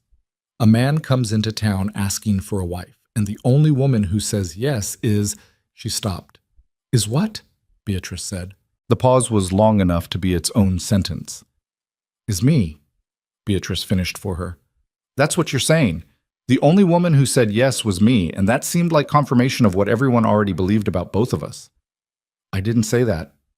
You stopped before saying it, Beatrice said. That's close enough. Constance's bright social manner had gone slightly stiff at the edges. I'm just saying that people wondered whether it was sustainable, whether a man like Silas Mercer, once he was back on his feet, would feel the same about the arrangement. Beatrice looked at her. She looked at her for long enough that Constance shifted in her chair. Constance, she said, I have spent 42 years in this territory watching people underestimate me. They underestimated what I could do at the store. They underestimated what I could absorb and survive and still show up the next morning. And they are underestimating this. She stopped. You ate from this family's table many times when it was more practical for you than cooking at the boarding house. And I never charged you, and I never said a word. I'm saying a word now. If you've come up here to see if the arrangement is as precarious as you hoped it was, you're going to have a disappointing trip home. Constance Webb left 40 minutes later with most of her pie still on the table, and the specific compressed expression of a woman who has encountered more resistance than she expected and is organizing her narrative around it. Beatrice sat at the table and looked at the pie. From the back room, the door opened. Rosie appeared in the hallway. She had clearly heard the whole thing. You didn't yell at her, she observed. Yelling wastes energy, Beatrice said. My teacher in Millhaven used to say you should always stay calm when people are mean to you, Rosie said, but it seemed like she was just saying it. You actually did it. It gets easier, Beatrice said. Mostly. Rosie looked at the pie. Can we eat it? It would be a shame to let it go to waste, Beatrice said. They ate it with forks directly from the pie dish, standing at the counter, and Rosie said it was a good pie despite everything, and Beatrice agreed that it was, and that quality and character were completely separate things and always had been. The worst night happened at the end of February. It had been building, she thought, looking back later. The specific pressure of three people trying to make something new out of the materials of three separate broken things, which is not the same as making something out of nothing. It is harder, because the broken edges have to fit together without simply re-breaking each other. It started over something small, which is how these things usually start. Rosie had come in from the barn where she'd been learning to manage the cow under Silas's instruction, and she had tracked mud across the clean floor. And Beatrice had said something about it that was more tired than patient, and Rosie had said something back that was more sharp than intended. You're not my real mother, Rosie said. The words landed in the kitchen like something physical. Beatrice went still. Not the kind of still that comes from being struck exactly. She had expected this, had been waiting for it in some form, had told Silas it would come. But there is a difference between knowing a thing is coming and experiencing its actual arrival. She took a breath. You're right, she said. I'm not. Rosie's face did something complicated. She had clearly expected a different response. Some reaction, some hurt she could point to, some withdrawal she could measure. The agreement disoriented her. Then you can't tell me what to do, she said, less certain than the first statement. Testing the new ground. Your father can, Beatrice said evenly, and he'd tell you the same thing about the floor since we both clean it. You don't know what he'd say. Rosie. Beatrice turned from the counter and looked at her directly. I know you're angry, and I know it's not really about the mud. Don't tell me what I'm angry about. Fair, Beatrice said. Tell me then. The girl opened her mouth and closed it. Her hands were balled in her coat pockets, and her face had that sealed, furious look of a child who has too many things happening inside her to sort which one belongs at the surface. "I don't know," she said, and the admission cost her something. You could hear it, the admission that the anger had no clean address, that it existed without a specific origin she could identify. "That's the hardest kind," Beatrice said, "when it doesn't have a name." "I'm not crying," Rosie said, though she was close to it. "I know. She stopped. "Sometimes I wake up and for a second I don't remember that she's dead. And then I remember. And I don't know where to put that." Beatrice crossed the room and sat down at the table. Not next to her, not reaching for her, just present, a body in the room, available but not pressing. "You're allowed to put it wherever it goes," she said. "Even at me sometimes. I'm not made of glass." She paused. "But I do need you to clean the floor." Rosie let out something between a laugh and a sob. It surprised both of them. She pressed the back of her hand against her mouth. "I didn't mean it," she said. "What I said." "I know," Beatrice said. "I also know there's some truth in it, and truth doesn't stop being true just because we don't mean it. I'm not your mother. I'm something else. I don't know yet exactly what to call it, but I'm not going anywhere. That part is settled." Rosie wiped her face with her sleeve. She got the mop from beside the stove and cleaned the floor without being asked again, with methodical, still angry efficiency. When she was done, she put the mop back. She stood in the middle of the clean floor and looked at Beatrice. "When my father comes in," she said, "his boots are worse than mine." "I know," Beatrice said. "I've spoken to him about it twice, and I expect to speak to him about it several more times." "Does he listen?" "He's improving," Beatrice said. Slowly, Rosie almost smiled. "Okay," she said, and went to wash her hands. Yumped. It was Silas she told that evening, briefly and without drama, once Rosie was asleep. They were sitting at the table in the quiet of the cabin at the end of the day. The particular companionable quiet they had arrived at sometime in the last week, which was different from the careful early quiet of two strangers navigating around each other and felt more like the natural silence of two people who don't need to fill space. And she said I wasn't her real mother today. He looked up from the piece of leather he'd been working. "She didn't mean it as a wound," Beatrice said. "She meant it as a test. But I want you to know it happened." "Are you—" He paused. "Are you all right?" The question surprised her. Not its existence, but its directness, the simplicity of it, the absence of any attempt to manage or redirect the question into something more comfortable. "Yes," she said, and meant it. "It was hard to hear, and I'm all right. Those two things can both be true."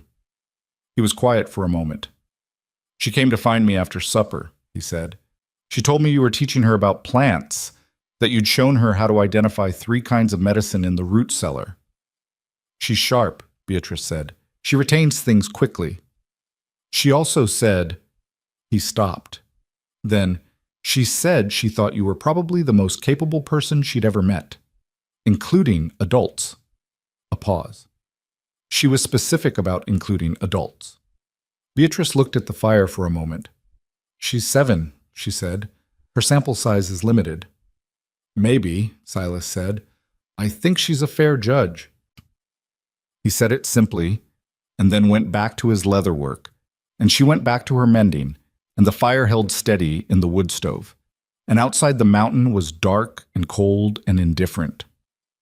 The way mountains are, and inside the cabin something was being built out of imperfect materials by imperfect hands, slowly and without guarantee, which is the only way anything real ever gets built at all. The discovery came on a Tuesday morning in the first week of March, when the light had begun to change. Barely. Just the suggestion of change, the way a room changes when someone opens a curtain in a distant part of the house. And the days were a few minutes longer than they had been. Rosie had been in the root cellar getting the jar of dried chamomile Beatrice had sent her for, and she came back not with the chamomile but with a box she'd found on the bottom shelf, pushed to the back behind the winter squash. It was a flat wooden box, the kind used for storing documents, and she carried it with the careful attention of someone who understands they've found something that has weight. "What's this?" she asked. Beatrice looked at it. Something shifted in her face before she could arrange it otherwise. Where did you find that? Bottom shelf. In the back. Rosie held it out. Is it yours? It was, Beatrice said. She took it. She set it on the table and looked at it for a moment with an expression that Rosie had not seen on her before. Something complicated and private, and not for the current moment. What's in it? Rosie asked. Old plans, Beatrice said, for something I thought about doing a long time ago. She slid the box back toward the edge of the table. Leave it for now. Get the chamomile. It's behind the beets. Rosie got the chamomile, but she looked at the box twice more before lunch, and she was smart enough not to ask again that day, and Beatrice knew she had noticed the not asking was a thing she was doing deliberately. That night, after Rosie was in bed, Silas came in from checking the animals and found Beatrice at the table with the box open in front of her and a sheaf of papers laid out. Drawings, plans in her own careful hand, lists of books and costs and layouts, all of it old enough to have gone slightly yellow at the edges. He stood in the doorway and looked at the papers and didn't ask. She looked up. She had not been crying, but she had the expression of someone who has been sitting with something long enough to reach the other side of whatever it was. I was going to open a school, she said. He came in. He sat down at the table. He looked at the plans without touching them. For frontier children, she said. The ones who can't get to the town school because of distance or weather or families who need them for work in the fields. I had it all worked out. The curriculum, the costs, the space requirements, the way to make it work with seasonal farming schedules. She was quiet for a moment. I was 29. I'd been running the store for 3 years, and I had a little money saved, and I thought... She stopped. What happened? Silas said. People laughed, she said. Not all at once, not in a room. The way it happens when you tell people your plans quietly and they tell someone else. And the idea gets around, and it comes back to you changed. They said, the consensus was that a woman who looked the way I looked didn't have the standing to be taken seriously as an educator, that parents wouldn't send their children to be taught by someone like me. She paused. I was told this by 4 separate people in the same week. By the 5th person, I stopped trying. Silas looked at the plans. He reached out and turned one of the drawings so he could see it right side up. A floor plan, carefully drafted, with rooms labeled in her precise handwriting. This is good work, he said. It was, she agreed. It still is, he said. The work doesn't go bad just because you stop doing it. She looked at him. He was looking at the floor plan with the same focused attention he gave to trail conditions and trapping signs, reading it seriously, as a real thing, not as a courtesy. You couldn't do it then, he said. The circumstances weren't right. The support wasn't there. He looked up at her. Those things change. She looked at the papers, at the plans she'd spent 6 months developing at 29 and then folded into a box and carried with her for 13 years without opening. Maybe they do, she said. Maybe you should think about it, he said. Not now, but when things are more settled. He paused. Rosie needs schooling. Half the children on this mountain need schooling. And you? He stopped. You're the most capable person I've met, he said. And I've met a lot of people in a lot of conditions. Most of them weren't fit to assess you. She looked at him for a moment. He said it matter-of-factly and then got up to pour water into the kettle. And she sat at the table with the plan spread in front of her and felt something that had been locked in that box for 13 years begin, very slowly, to move. She put the plans back in the box that night, but she didn't push the box to the back of the shelf. She set it on the windowsill in the main room, where the morning light would hit it. It was a small thing, the difference between a box in the back of a root cellar and a box on a windowsill, but Beatrice had learned over 42 years that small things were often the only honest measure of where a person actually stood with themselves. The box on the windowsill meant she was thinking about it. The box in the root cellar had meant she was done. She wasn't done. She was beginning to understand that she hadn't been done for a long time. She'd just been waiting for conditions that made beginning feel survivable. Rosie noticed the box on the windowsill the next morning and said nothing about it, which meant she'd thought about it and decided to wait. The girl's patience was a specific kind, not passive, not absence of interest, but the active patience of someone who understands that some things have to be approached from the side. Silas noticed it too. He poured his coffee and looked at the windowsill and looked at Beatrice and went outside without saying anything, which was its own kind of statement. March came in with a week of clear, cold days that made the mountain look like something drawn with sharp instruments, every ridgeline precise, every pine tree a clean, dark shape against blue sky.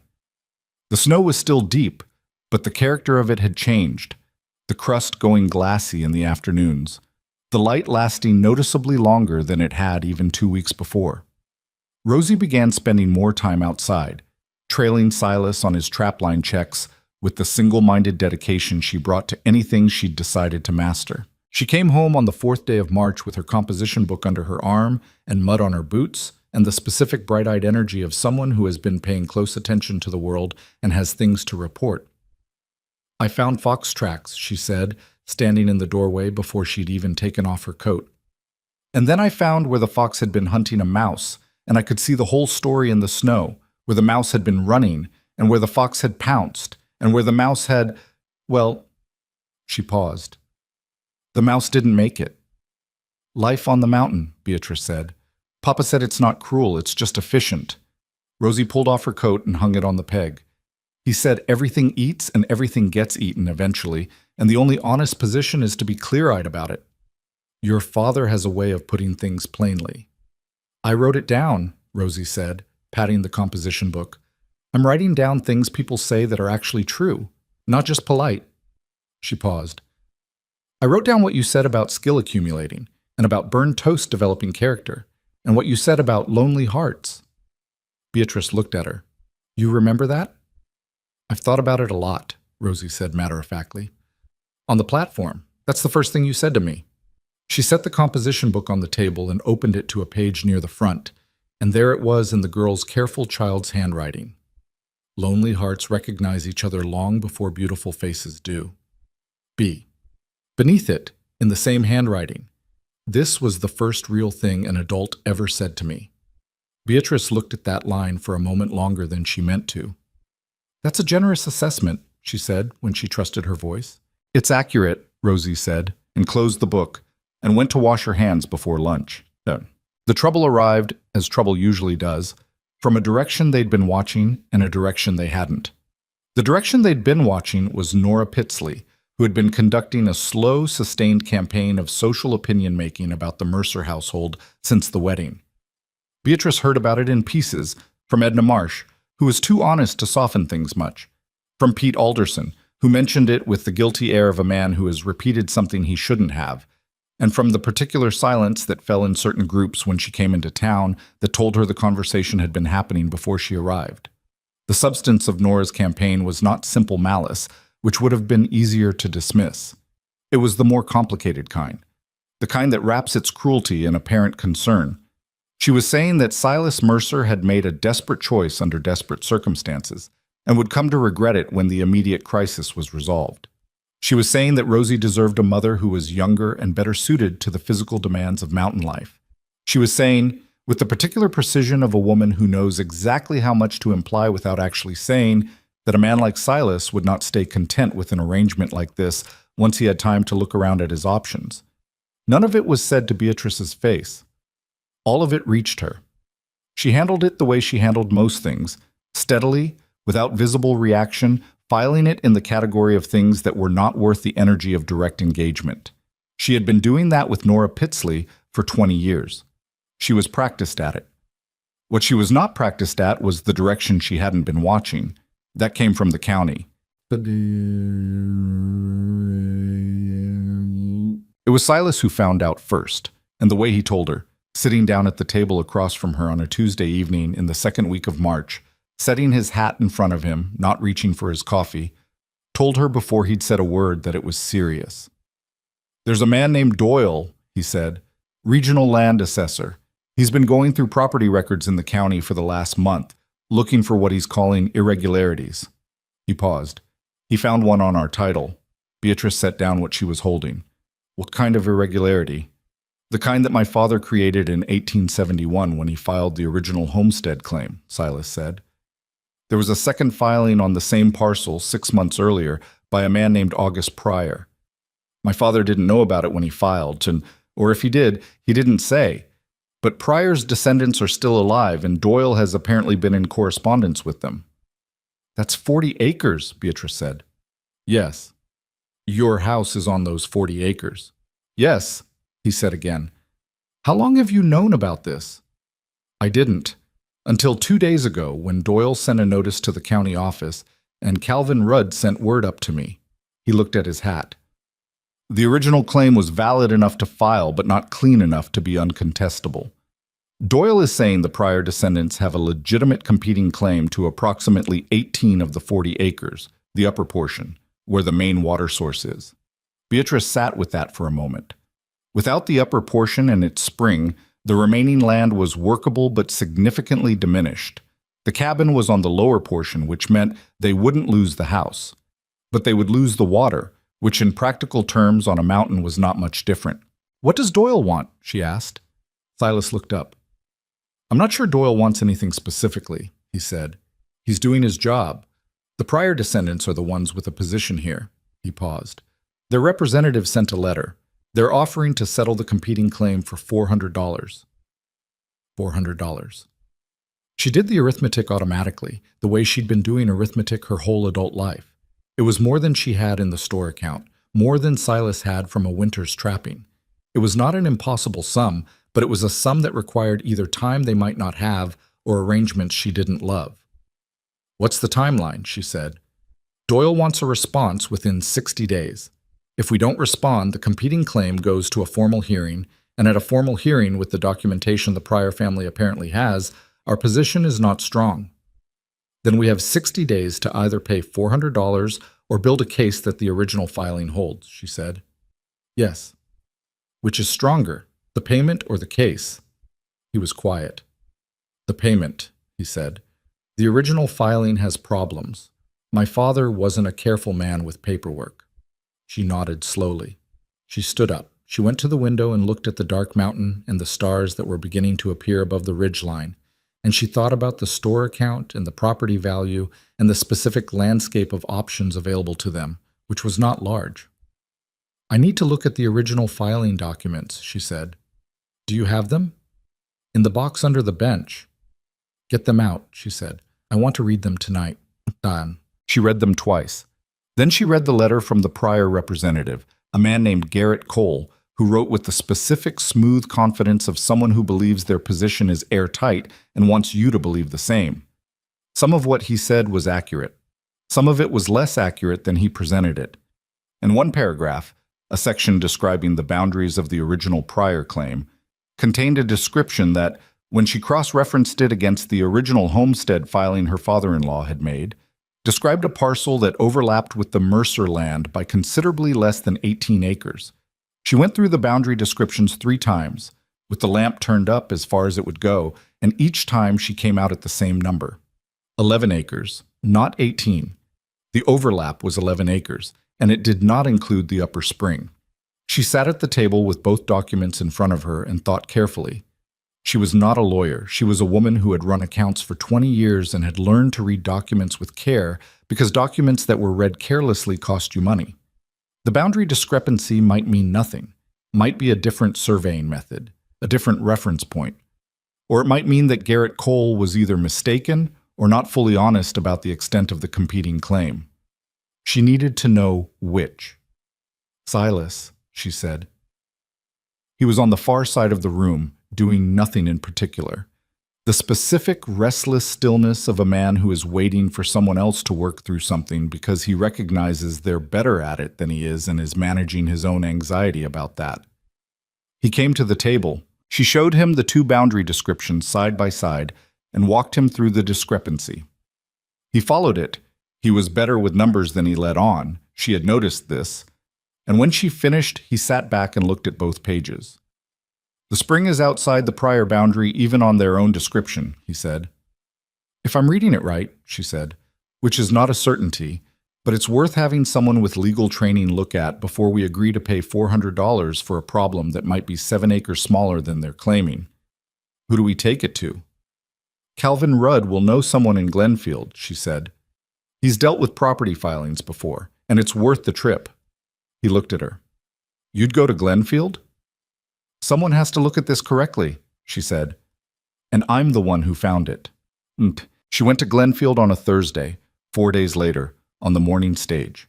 She brought both documents and the notes she'd made, and the careful written summary she'd spent an evening preparing, which laid out the discrepancy in plain language that a lawyer could assess quickly without having to reconstruct her reasoning. Silas had offered to come. She'd told him to stay with Rosie.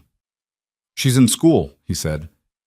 She'd started Rosie on formal lessons 2 weeks earlier, 2 hours each morning at the kitchen table, using the curriculum she'd designed 13 years ago and retrieved from the box on the windowsill, slightly adapted. It was not yet the school she'd planned, but it was the thing that preceded the school, and it was working. "She'll be done by noon," Beatrice said, "and she'll want you there when she is. Go over what she's been doing with the tracking. Let her show you what she's learned." She paused. "She needs to show you things. It matters to her." He'd looked like he wanted to argue and then thought better of it, which was one of his better qualities. The lawyer in Glenfield was a man named Herbert Payne, who was 60 years old and had been doing property law in the territory for 30 of them. He received her with the slightly adjusted manner of a man who has assessed her quickly and is recalibrating based on what she puts on his desk, which she appreciated. She didn't need him to think well of her before she'd given him reason to. She needed him to look at the documents. He looked at them for 20 minutes while she sat across from his desk and did not speak. "Where did you find this?" he said finally, pointing to the boundary description in the prior letter. "I was comparing the two filings," she said. "The reference points are different, but they can be mapped to the same physical markers. When you do that, the overlap is smaller than Cole is representing." "Significantly smaller," Payne said. He looked up at her over his glasses. "Mrs. Mercer, you are either a very careful reader or you have legal training I'm not aware of." "I keep books," she said. "I've been reading documents carefully for 20 years because inaccurate documents cost money." He looked back at the pages. "The spring is not in contention," he said.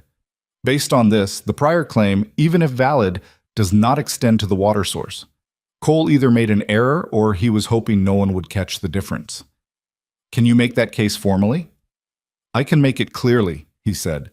"Whether the prior descendants want to press the reduced claim or settle at a lower figure is their decision.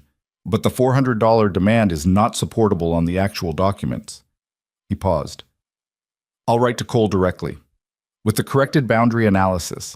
If he's a competent man, he'll revise the settlement figure significantly. If he isn't, we'll take it to the hearing and he'll look like a fool." "What's your fee?" she asked. He named a figure that was less than she'd expected. She accepted it without negotiating because it was fair, and she had more important things to spend her energy on. On the stage home, with the late afternoon light coming through the window and the mountains getting closer again, she thought about the specific satisfaction of finding the thing in the document that changed everything.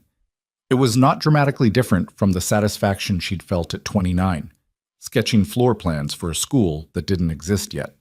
The same kind of mind at work. The kind that looks at a problem and asks what it actually says rather than what it appears to say. She had spent 13 years believing the world's assessment of that mind, that it was insufficient, that it didn't have the standing.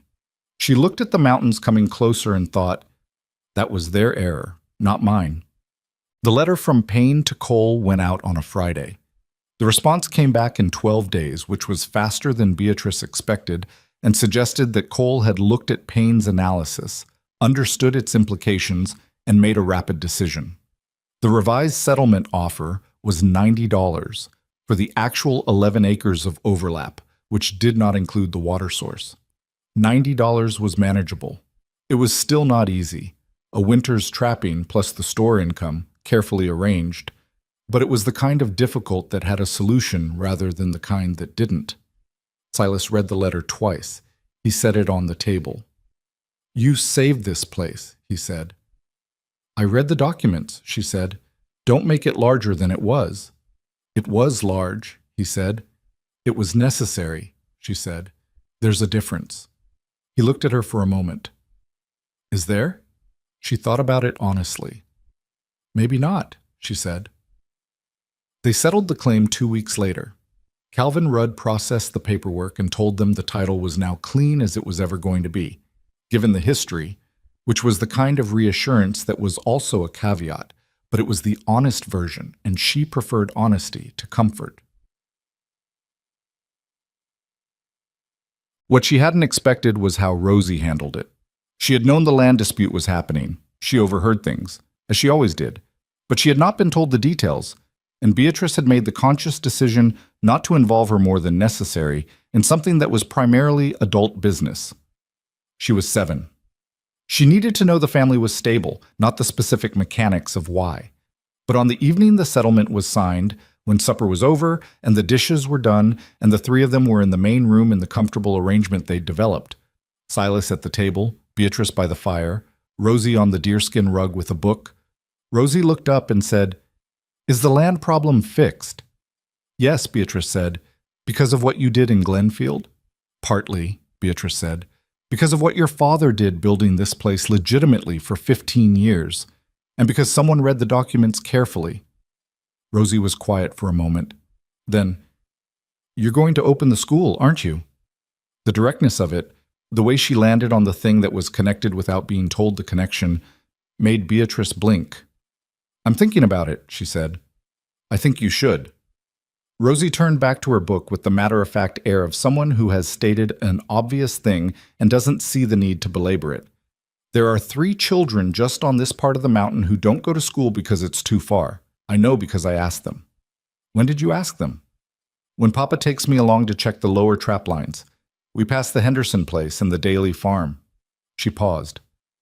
"Agnes Henderson is 8, and she can barely read, and she's embarrassed about it. I told her I'd teach her what I know so far, but I told her that wasn't much yet." Silas was looking at his daughter with an expression Beatrice had not seen on him before. Something open and slightly undone. The face of a man encountering something larger than he expected in a place he was learning to look. That was thoughtful," he said. "It was practical," Rosie said, with an echo of Beatrice's own phrasing that was probably unintentional and was completely exact. "Ignorance is expensive. You taught me that." "I said that about a different thing," Beatrice said. "It applies to more than one thing," Rosie said. March moved toward April with the specific momentum of a mountain spring, which is not the gentle arrival of lower country springs, but something more aggressive. Snowmelt that could flood a path overnight, mud so deep it swallowed boot heels, sudden warmth followed by a last hard frost that killed the early things if you weren't watching for it. Beatrice was watching for it. She had begun a kitchen garden in a sheltered spot on the south-facing side of the cabin, working the ground in the hours between lessons and cooking, and Rosie helped with the focused enthusiasm she brought to any new skill. They planted things in stages, reading the temperature of the soil with the back of the hand the way an old woman in Red Ash Ridge had taught Beatrice when she was 10, and Beatrice taught Rosie the same way, not telling, mostly, but showing, putting the girl's hand against the ground and asking what she felt. "Cold," Rosie said, "but not frozen cold, like cold that's thinking about being warmer." "That's about right," Beatrice said. "Another week." Silas watched this from a distance sometimes. He was not a man who joined things easily, not family activities, not community, not the easy gathering that other men managed without apparent effort.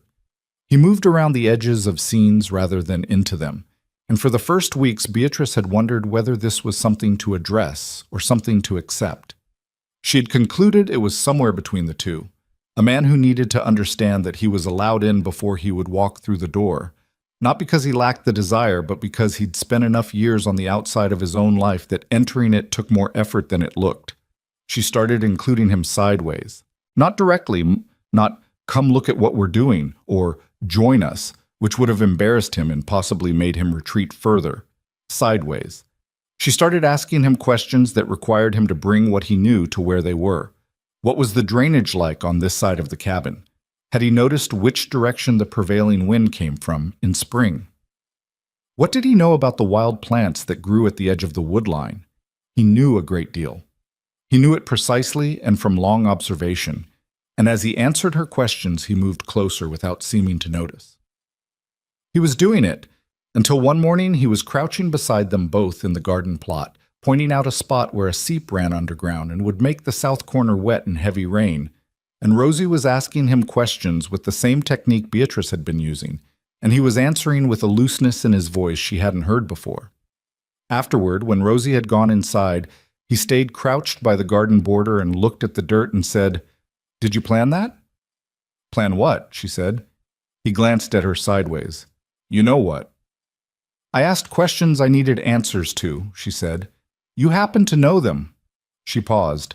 "It's not a complicated plan." "No," he said. "It's a good one." He stood. I know I'm not easy to pull into things." "You're in the garden," she said. "I think that's sufficient for a Tuesday morning." He almost laughed. She had been accumulating these almost laughs the way Rosie accumulated skills, one at a time, slowly, each one evidence of something moving in the right direction. The thing that happened in the second week of April changed the scale of everything. It came on a Sunday afternoon when Silas had gone into Red Ash Ridge for supplies, and Beatrice was at the cabin with Rosie running her through long division, which Rosie had decided to approach as a personal adversary that she intended to defeat through sheer obstinance. A woman appeared at the door. She was perhaps 35, dark-haired and thin, in the way of someone who has been working very hard for a long time, and she had a child on each side of her, a girl of maybe 9 and a boy of 6, and the expression of someone who has walked a long way and rehearsed what she wanted to say multiple times and is still not sure of her reception. "Mrs. Mercer?" she said. "Yes," Beatrice said. "I'm May Daly, from the Daly Farm, Lower Slope." She stopped. "My daughter told me," Rosie Mercer told my daughter, "that you're teaching school. Up here." Beatrice looked at her. "I'm teaching Rosie," she said carefully. "I've been talking about the possibility of—" "I know it's not organized yet," May Daly said. She had the clipped, preemptive manner of someone who has been told no before and is trying to account for objections before they arrive. "I know it's not formal, but my two—" She looked down at the children on either side of her. "Tom here can't read at all. Emma reads some, but not well. The town school is 6 miles, and in winter I can't get them there, and in summer, they're needed for the farm, and I just—" She stopped, swallowed. "I heard you're the woman who ran a store for 12 years and kept the books so well that nobody's accounts were ever wrong. I heard you'd done schooling plans." She lifted her chin slightly, the gesture of someone asking for something they know they may not get. "I'd pay what I could. It wouldn't be much, but I'd pay what I could." Beatrice stood in the doorway and looked at May Daly and her 2 children. Tom, with his father's serious face already settled on him at 6, Emma, with her hands folded in front of her in the careful posture of a child on her best behavior. And she thought about the box on the windowsill, the plans that were still there, the conversation with Silas about things that change. "Come in," she said. "Both of them. Let me see where they are." May Daly let out a breath. "Thank you," she said. "Don't thank me yet," Beatrice said. "I'm going to give them some problems to work through and see what we're dealing with." She stepped back from the door. "There's coffee if you'd like it." From the table, Rosie looked up from her long division and saw the 2 children come in and looked at Beatrice with an expression that was completely composed and gave away absolutely nothing, which meant she was very pleased with herself. "This is Emma and Tom," Beatrice said to her. "They're going to join us for a while. Can you show Emma where we keep the composition books?" "Yes," Rosie said, and stood with the particular dignity of someone who has just been given a responsibility and intends to be serious about it. She went to the shelf and got a composition book and a pencil and brought them to Emma and said, "Sit here. Beatrice will tell you what to do, but I'll help if you get stuck. I've been doing this for a while." Emma sat. Tom climbed onto the bench beside her and looked at the pencil with a combination of suspicion and interest. May Daly sat by the fire with her coffee and watched her children settle around Beatrice's table, and the expression on her face was the kind that has no clean name. Relief and gratitude and something tired underneath both of them that was beginning, slowly, to relax its grip.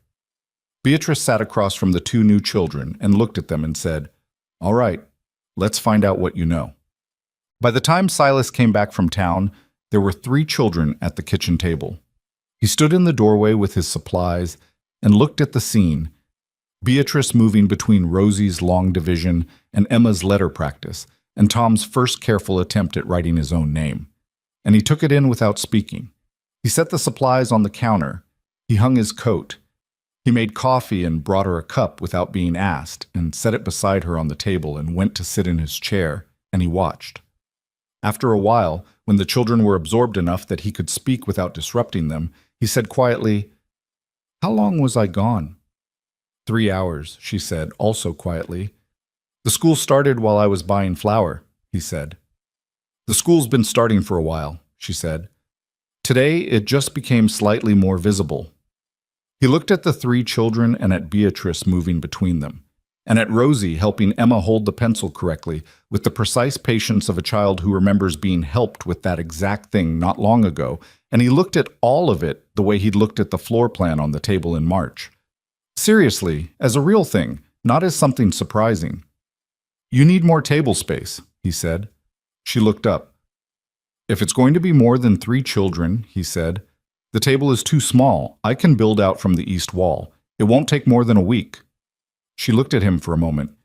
"You don't have to—" "I know," he said, and picked up his coffee. Silas built the table extension in 6 days, not 7. He worked on it in the mornings before the children arrived and in the evenings after they left, and he did not make a production of it. He measured twice and cut once, and assembled the thing with the same quiet precision he brought to everything that required his hands. No wasted motion, no commentary, just the work getting done. On the morning of the 7th day, he sanded the surface until it matched the original table closely enough that you had to look for the seam, and when Beatrice ran her hand across the join, she looked up at him, and he shrugged the way a man shrugs when he knows something is good work and doesn't need to say so. The table now seated 8 comfortably. By the second week of April, it seated 7 children on 3 mornings a week, which was more than Beatrice had planned, and exactly as many as the east wall of the cabin could accommodate, if you put the bench flush against it and didn't mind children's elbows occasionally connecting with the log wall. May Daly's 2 had come back every session. Agnes Henderson had started the week after, brought by her mother Ruth, a quiet woman who had apologized twice at the door for imposing before Beatrice told her clearly that she was not imposing and to come in. A boy named William Foss appeared on a Wednesday with a note from his father explaining that William was 10 and had never attended school and was embarrassed about it, and could they please not make a fuss about where he was starting from. Beatrice did not make a fuss. She put William beside Rosie, who was 9 months younger and considerably further along, and she watched William's jaw tighten with pride and then deliberately relax as Rosie showed him something without any performance of superiority. Rosie had the instinct, she'd had it from the beginning, the ability to help someone without making the help feel like a diminishment. Beatrice didn't know whether she'd been born with it or whether losing her mother young had built it in her, the specific sensitivity to what dignity costs and what it's worth. Probably both things, she thought. Usually it's both things. The 7th child was Tom Daly, whom she'd started on letter recognition at the kitchen table 6 weeks earlier. He was making progress that was measurable but not fast, because he was 6. And 6 is not an age that prioritizes measurable progress. And sometimes he spent 20 minutes staring at the letter B with the specific committed vacancy of a child who has gone somewhere pleasant in his head and left his body at the table. Beatrice had learned to give him a different task during these excursions rather than call him back, because the calling back produced resistance, and the different task produced re-engagement. She kept this information to herself and recorded it in the margin of her teaching notes because it was the kind of thing that was useful and that she intended to write down properly eventually. She was filling 3 composition books now, in addition to the one Rosie had started with. Curriculum notes, observation notes about each child, things that worked and things that didn't, recorded without sentiment because sentiment in teaching notes made them useless. The box of plans from the windowsill was on the table most days. Sick. The avalanche happened on a Wednesday in the 3rd week of April, and it happened fast, the way avalanches do. One moment the mountain was a mountain, and the next moment a portion of it had decided to rearrange itself, and the rearrangement had caught 3 families in the middle of it. Silas heard it before anyone else did, which she later understood was because he knew the specific sounds the mountain made and could distinguish them, the way a man who has spent 15 years in a place learns to read its voice.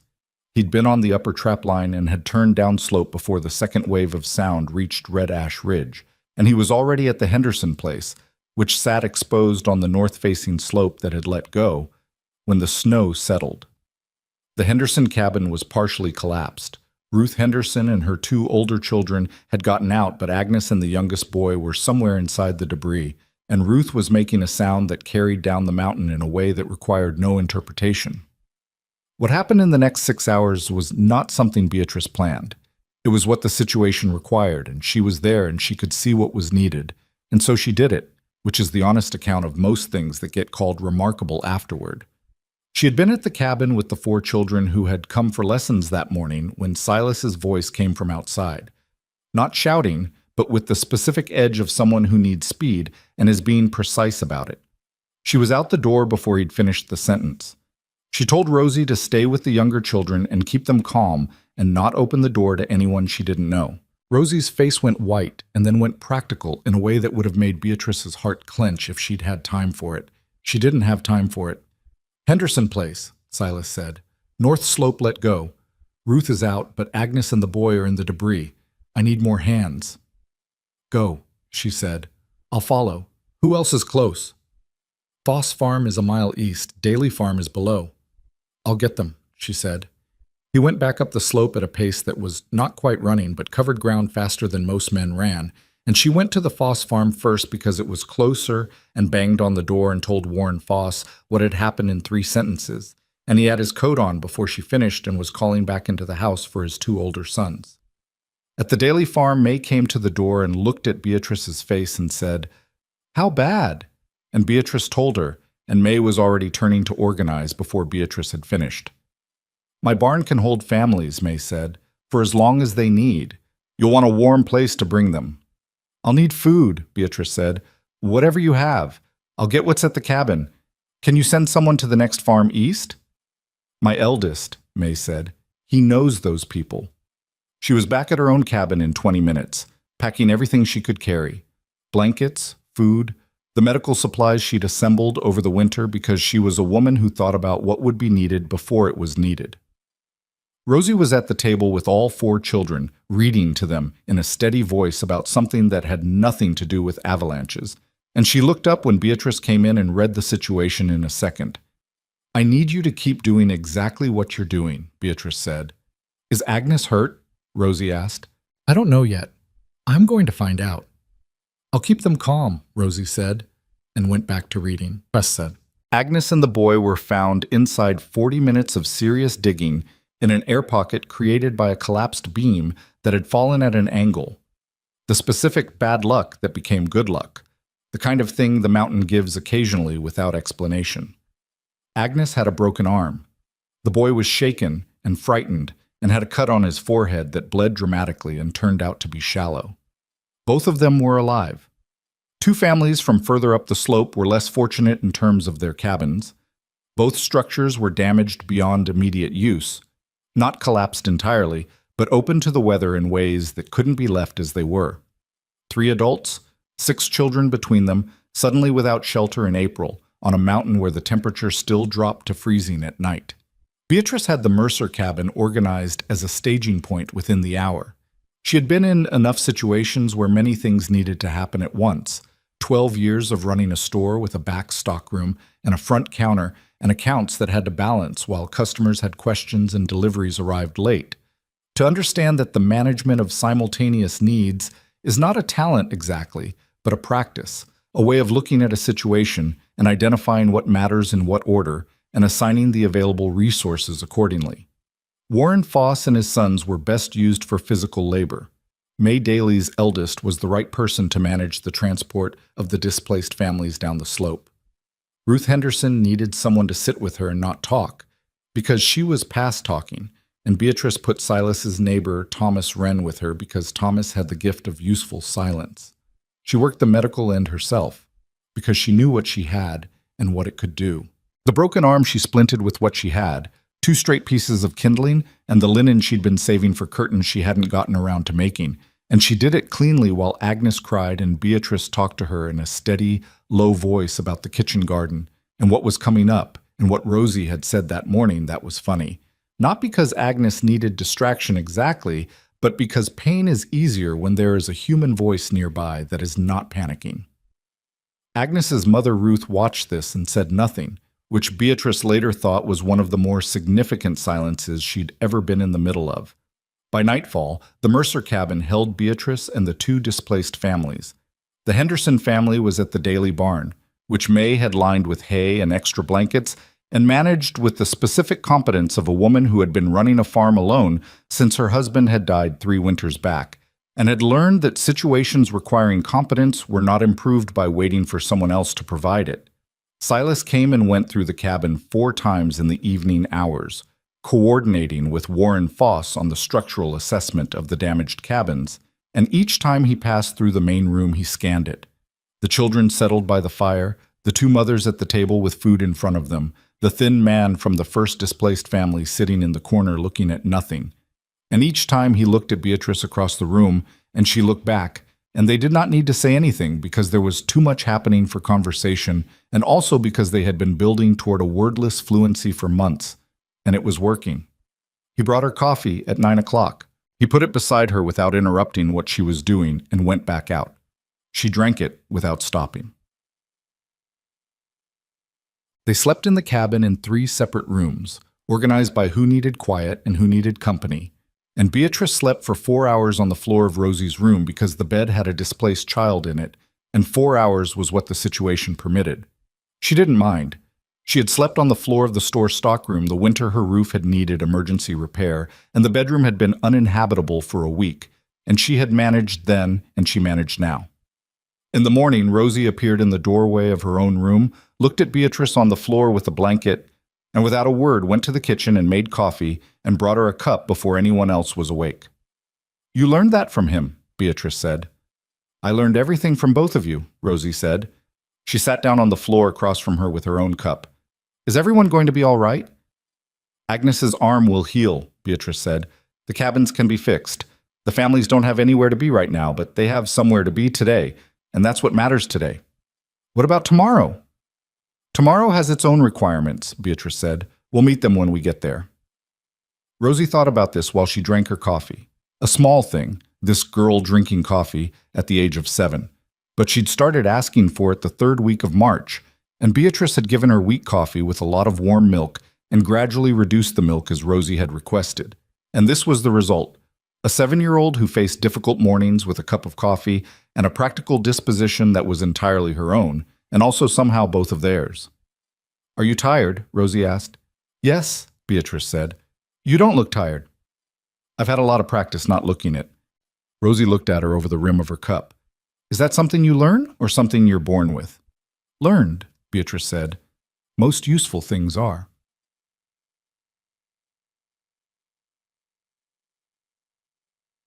The town came up the mountain on Thursday.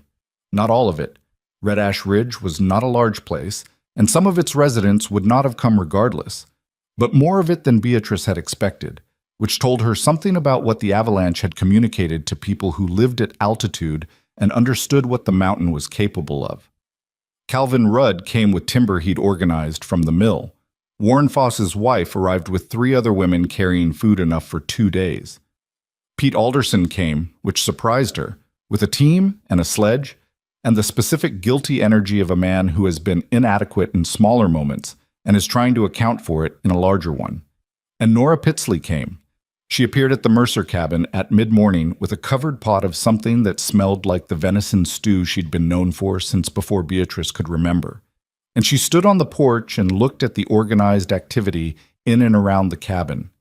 The families, the children, the whole improvised structure of care that Beatrice had assembled in the last 18 hours. And her expression was doing several things at once, which was unusual for Nora, who was generally very controlled about what showed on her face.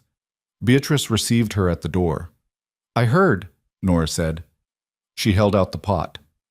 "Thank you," Beatrice said. She took it. Nora stood on the porch for a moment, the specific moment of a woman who has said things she is now reckoning with and doesn't have a clean way through to the other side. "You've been running this since it happened," Nora said. Not a question. "People needed organizing," Beatrice said. "Ruth Henderson's children were sleeping inside your cabin last night. They needed somewhere warm." Nora looked at her. "I said things," she said, "after the wedding. Things I've been told found their way back to you. Most things find their way back, Beatrice said. I was wrong, Nora said. It came out plainly, without the particular social softening that made apologies easier to give but less honest to receive. Just, I was wrong. The specific difficulty of saying it was visible on her face, and Beatrice respected her for not hiding the difficulty. Yes, Beatrice said. You were. She paused. Come inside. There are people who need feeding. Nora came inside. She did not become a different person by the end of the morning. She was still Nora Pitsley, which meant she was still managing, still opinionated, still the woman who organized her world by talking about it. But she organized the serving of food efficiently, and she spoke to Ruth Henderson with a gentleness Beatrice hadn't known she had access to. And when Agnes Foss, not Henderson, the other Agnes, Warren Foss's daughter who had come with her mother, started crying because she was overwhelmed and 7 years old, Nora sat down on the bench beside her and put an arm around her and held her without making a fuss about it. Beatrice watched this from across the room and thought, people surprise you. Not always, and not reliably. But sometimes, when the situation is large enough to require more of them than their habits allow, they find more than they thought they had. It was not a comfortable thought, exactly. It required her to hold two things at once: the real harm that small cruelties do, accumulated over years, and the real capacity of the people who do them to be something more than their worst moments. She had been holding the first thing for 40 years and was less practiced at the second. But she was finding that the second was not a requirement to forgive or forget. It was just an acknowledgement that people were not fixed quantities, that they could move, that sometimes they did. The cleanup took 3 weeks. The structural repairs to the Henderson cabin and the two others were completed in stages, with Silas coordinating the men and Beatrice managing the logistics of feeding workers and housing the displaced families in the rotating arrangements she'd organized across the Mercer cabin and the Daly barn, and eventually 2 rooms at Constance Webb's boarding house, which Constance had offered without being asked on the 3rd day and which Beatrice had accepted without making anything of the offering. The school continued through all of it. She had thought it might need to pause, too much disruption, too many children with anxious parents, too many adults with practical concerns taking precedence. But what she found instead was that the children needed it more during the disruption than before it. They needed the routine of the table and the lessons and the specific anchoring effect of learning something new in a time when everything large felt uncertain. She ran sessions in the morning while the repair work happened in the afternoon, and the attendance was higher during the 3 weeks of cleanup than it had been in the regular weeks before. Agnes Henderson came 6 days after her cabin let go, with her arm in the splint Beatrice had made, and sat at the table and did her letter work with one hand because nobody told her she couldn't, and she didn't ask. Tom Daly wrote his full name for the first time on a Wednesday afternoon in the 2nd week of May, and looked at it on the paper for a long moment, before looking up at Beatrice with an expression that a 6-year-old doesn't have the experience to name, but that she recognized perfectly. The specific private triumph of having made a thing that didn't exist before. That's yours, she said. That's your name. Nobody else's. He looked back at the paper. He traced the letters with one finger. Tom, he said. Tom, she agreed. Look, it was Rosie who told her what people were calling her, and she told her the way she told most things, directly, at breakfast, while eating her bread, which was now genuinely good and had been for 2 months. People in town are calling you Mountain Mama, she said. Beatrice looked up from her coffee. Who told you that? Agnes Henderson. Her mother said it. She said the whole ridge is saying it. Rosie chewed her bread. I think it's a good name. It's a bit large, Beatrice said. You're a bit large, Rosie said. That's not a bad thing. I mean, you take up the right amount of space. You fill in the places that were empty. She said this without particular awareness that she'd said something significant, the way children sometimes do, landing on the truth sideways, without aiming for it. Beatrice sat with it for a moment. She had spent 42 years being told she took up too much space, in every sense of that phrase. She had absorbed it and worked around it and made her life in the margins it left her. And she She understood now, practicing a kind of shrinking that had become so habitual she'd stopped knowing she was doing it. She was not shrinking anymore. She had not been, she realized, since she'd walked across that train platform and knelt in front of a frightened child. "All right," she said. "Mountain Mama." Rosie looked satisfied. "Papa says it fits," she said. "When did he say that?" "Last night, after you went to bed." Rosie poured herself more milk. "He said a lot of things last night. He does that sometimes. Talks when it's just the two of us and you're not there, because I think you make him want to be better than he is, and sometimes he needs to say things to someone who doesn't make him try so hard." Beatrice absorbed this complicated piece of information carefully. "What kind of things does he say?" Rosie considered how much to share with the diplomatic instinct she'd been developing lately. "He said he didn't know how to say thank you to someone for something that was too large for thank you to cover," she said. "I told him he should try anyway, because not saying things because they're too large is how people end up with things unsaid forever." She paused. "He said I was right, and then he said I sounded like you." "I'm not sure whether that's a compliment," Beatrice said. "It was," Rosie said. "He said it like it was." Silas came to find her that evening. She was in the garden, the kitchen garden that had come properly to life now in the lengthening days of late May, with things growing in the organized arrangement she and Rosie had planted in March, when the soil was still deciding whether to be cold. The chamomile was up. The kitchen herbs were establishing themselves. The 2 rows of carrots were a thin green line of promise that would take another 6 weeks at least. She heard him come. She didn't look up. He stood at the edge of the garden for a moment. She could hear him deciding something. "Beatrice," he said. She looked up. He was standing with his hands in his coat pockets and his hat off, which was the configuration she'd learned to associate with things that were serious to him. He looked like a man who has prepared something and is finding that the preparation doesn't help much when the actual moment arrives.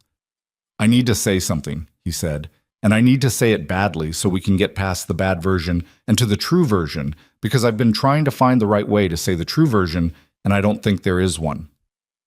"Okay," she said. He looked at the garden, at the carrot rows, at the chamomile, at the things growing out of the ground in the specific abundance of something that has been cared for correctly. "I asked you to be a mother for Rosie," he said. "That's what I told myself I was asking for. Someone to fill a practical need for a child who needed one." He stopped. That was honest when I said it, but it wasn't the whole of it, and I've been pretending it was because the whole of it was too large to ask a stranger for." She waited. "I needed someone who could stay," he said. "Not just with Rosie. With all of it. The place and the difficulty of it, and the way I go quiet for long stretches, and the trap line, and the long winters, and the land problems, and—" He stopped again. "I've been alone up here for 3 years, and I'd gotten used to it in the way you get used to things that aren't good for you, and I didn't know I was disappearing until you came and I started coming back." The garden was very quiet around them. A bird was doing something in the lower pines. "I'm not good at this," he said. "Saying things. You know that." "You're doing all right," she said. "I need you to know," he said, "that what you've done here, not just the avalanche, not just the school, not just Rosie, but all of it, the daily accumulation of it, it's not something I can put a name to. And I'm not going to try, because I don't want to give it a name that's too small for it." He looked at her directly. "But I want you to know that I know. What you brought up here, what it cost you, what you built out of what we had, which wasn't much." She looked at him. She thought about the train platform and the winter kitchen and the composition book with her words in Rosie's handwriting. She thought about the box on the windowsill and the table extension and 6 days instead of 7. She thought about coffee appearing beside her without being asked, in the middle of a disaster, precisely when she needed it. "It wasn't nothing," she said. "What we had." He was quiet. Something shifted in his face. Not the almost smile this time, something more settled than that. Something that had finished becoming what it was going to be. "No," he said. "It wasn't nothing." She stood up from the garden. She had dirt on her hands and her knees and her apron, which was normal, She looked at him in the evening light, this difficult, precise, slowly opening man who had walked into her store 4 months ago with his hat in his hands, and she thought that you could not have predicted this from either end of it.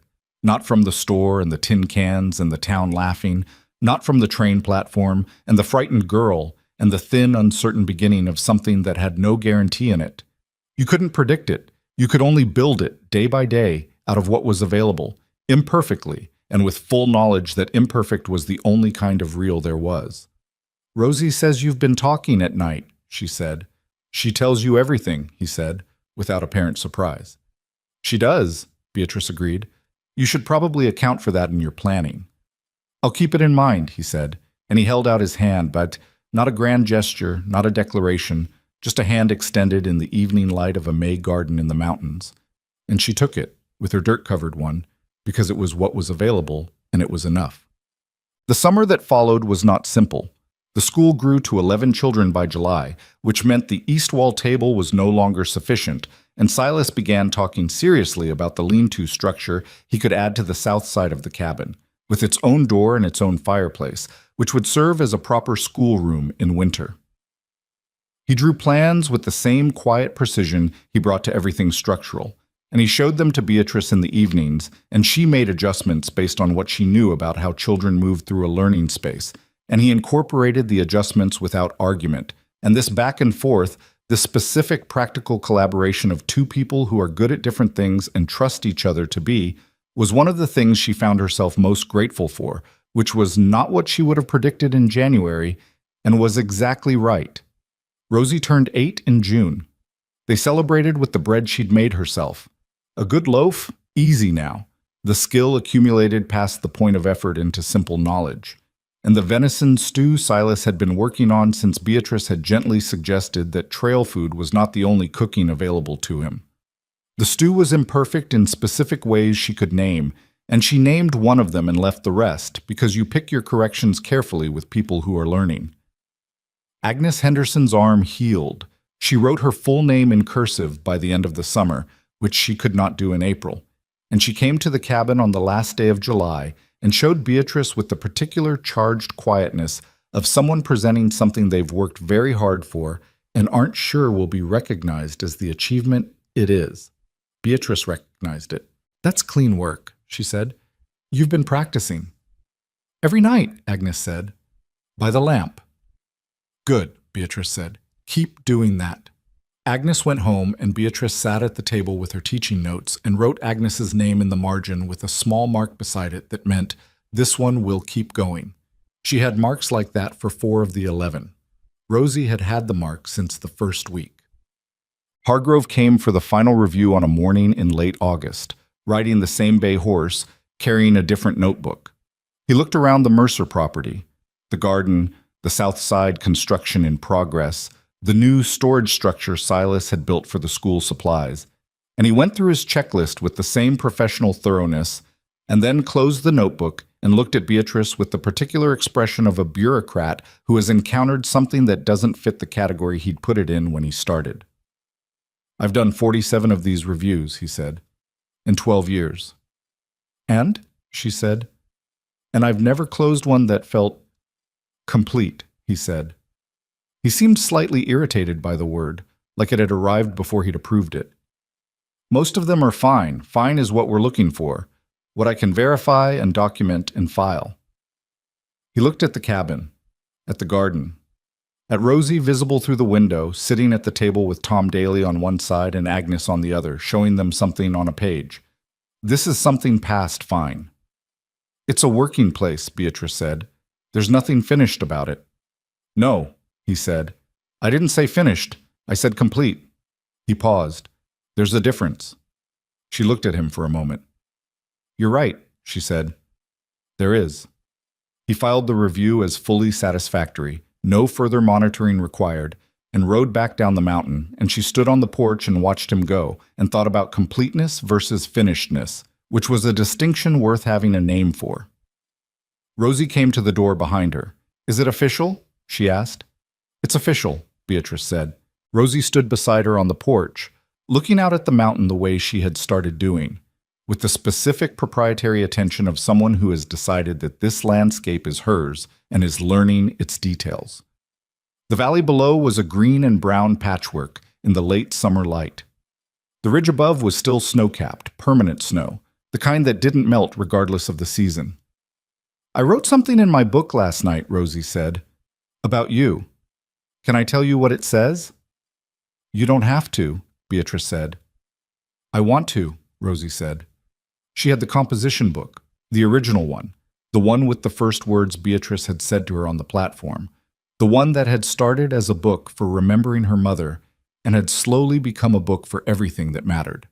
She opened it to a page near the back. "Beatrice Hollow Mercer," she read, in the careful, slightly formal voice she used for things she'd written down, "came to the mountain because a little girl needed a mother. But she also came because the mountain needed someone who could see what was actually there, not what people had decided to see. She is the most capable person I know. She makes bread and teaches reading and saves people from avalanches and fixes land problems and starts schools and grows chamomile, and she does all of these things without making it look like she's doing something remarkable, because to her, they're just things that need doing, and she is the person who can do them. I used to think strength came from being the biggest or the loudest or the most beautiful. Now I know it comes from being willing to stay when staying is hard." She stayed. That is the most important fact about her. She closed the book. Beatrice looked at the valley for a moment. Then she looked at Rosie. "That's very well written," she said. "I've had a good teacher," Rosie said. "Your instincts were already good," Beatrice said. "I just gave them a direction." Silas appeared in the doorway behind them. He had flour on his hands, which meant he had been, improbably and with characteristic seriousness, attempting the bread again. He looked at the two of them on the porch and at the valley below and at whatever expression was on Beatrice's face, and he said, "What did I miss?" "Rosie was reading to me," Beatrice said. "Anything I should know about?" "Everything," Rosie said. He came and stood on the other side of Rosie, and the three of them looked at the mountain and the valley and the specific golden quality of the August light that came this way every evening for about 20 minutes before the sun dropped below the western ridge. And nobody said anything for a while because the thing that had been built here, imperfect and deliberate, and nothing like what any of them would have designed if they'd been given the choice, was larger than words at this particular moment. And they all knew it, and standing in it quietly was the most honest response available. There are things you don't find by looking for them. There are homes you don't build by planning them. There are people who see you, actually see you, past the surface and the assumptions and the long wait of being overlooked. And when you encounter one of them, you understand that you have been waiting without knowing you were waiting for exactly this. Beatrice Hollow had spent 42 years being invisible in a place that couldn't see past what she looked like. And then a man had walked into her store with his hat in his hands and asked her a question she was the only one ready to answer, and everything that followed, the difficult and imperfect and slowly beautiful everything, had come from her willingness to say yes to what was real instead of waiting for what was easy. She was still large. She was still the woman the town had overlooked for 2 decades. None of that had changed, and she didn't expect it to, because the world moved slowly in its assessments, and the mountain people of Red Ash Ridge were not exceptional in their pace. What had changed was that she had stopped waiting for the world's assessment to match her own. The valley went gold, and then amber, and then the light shifted toward evening, and inside the cabin something was burning slightly on the stove, which meant Silas's bread experiment required intervention, and Rosie smelled it first and turned and went inside with the resigned efficiency of someone whose family is a work in progress, which is the only honest kind of family there is. Beatrice followed her in. The cabin was warm and imperfect and full of the accumulated evidence of people choosing day by day to stay. That was sufficient. That was, in fact, everything.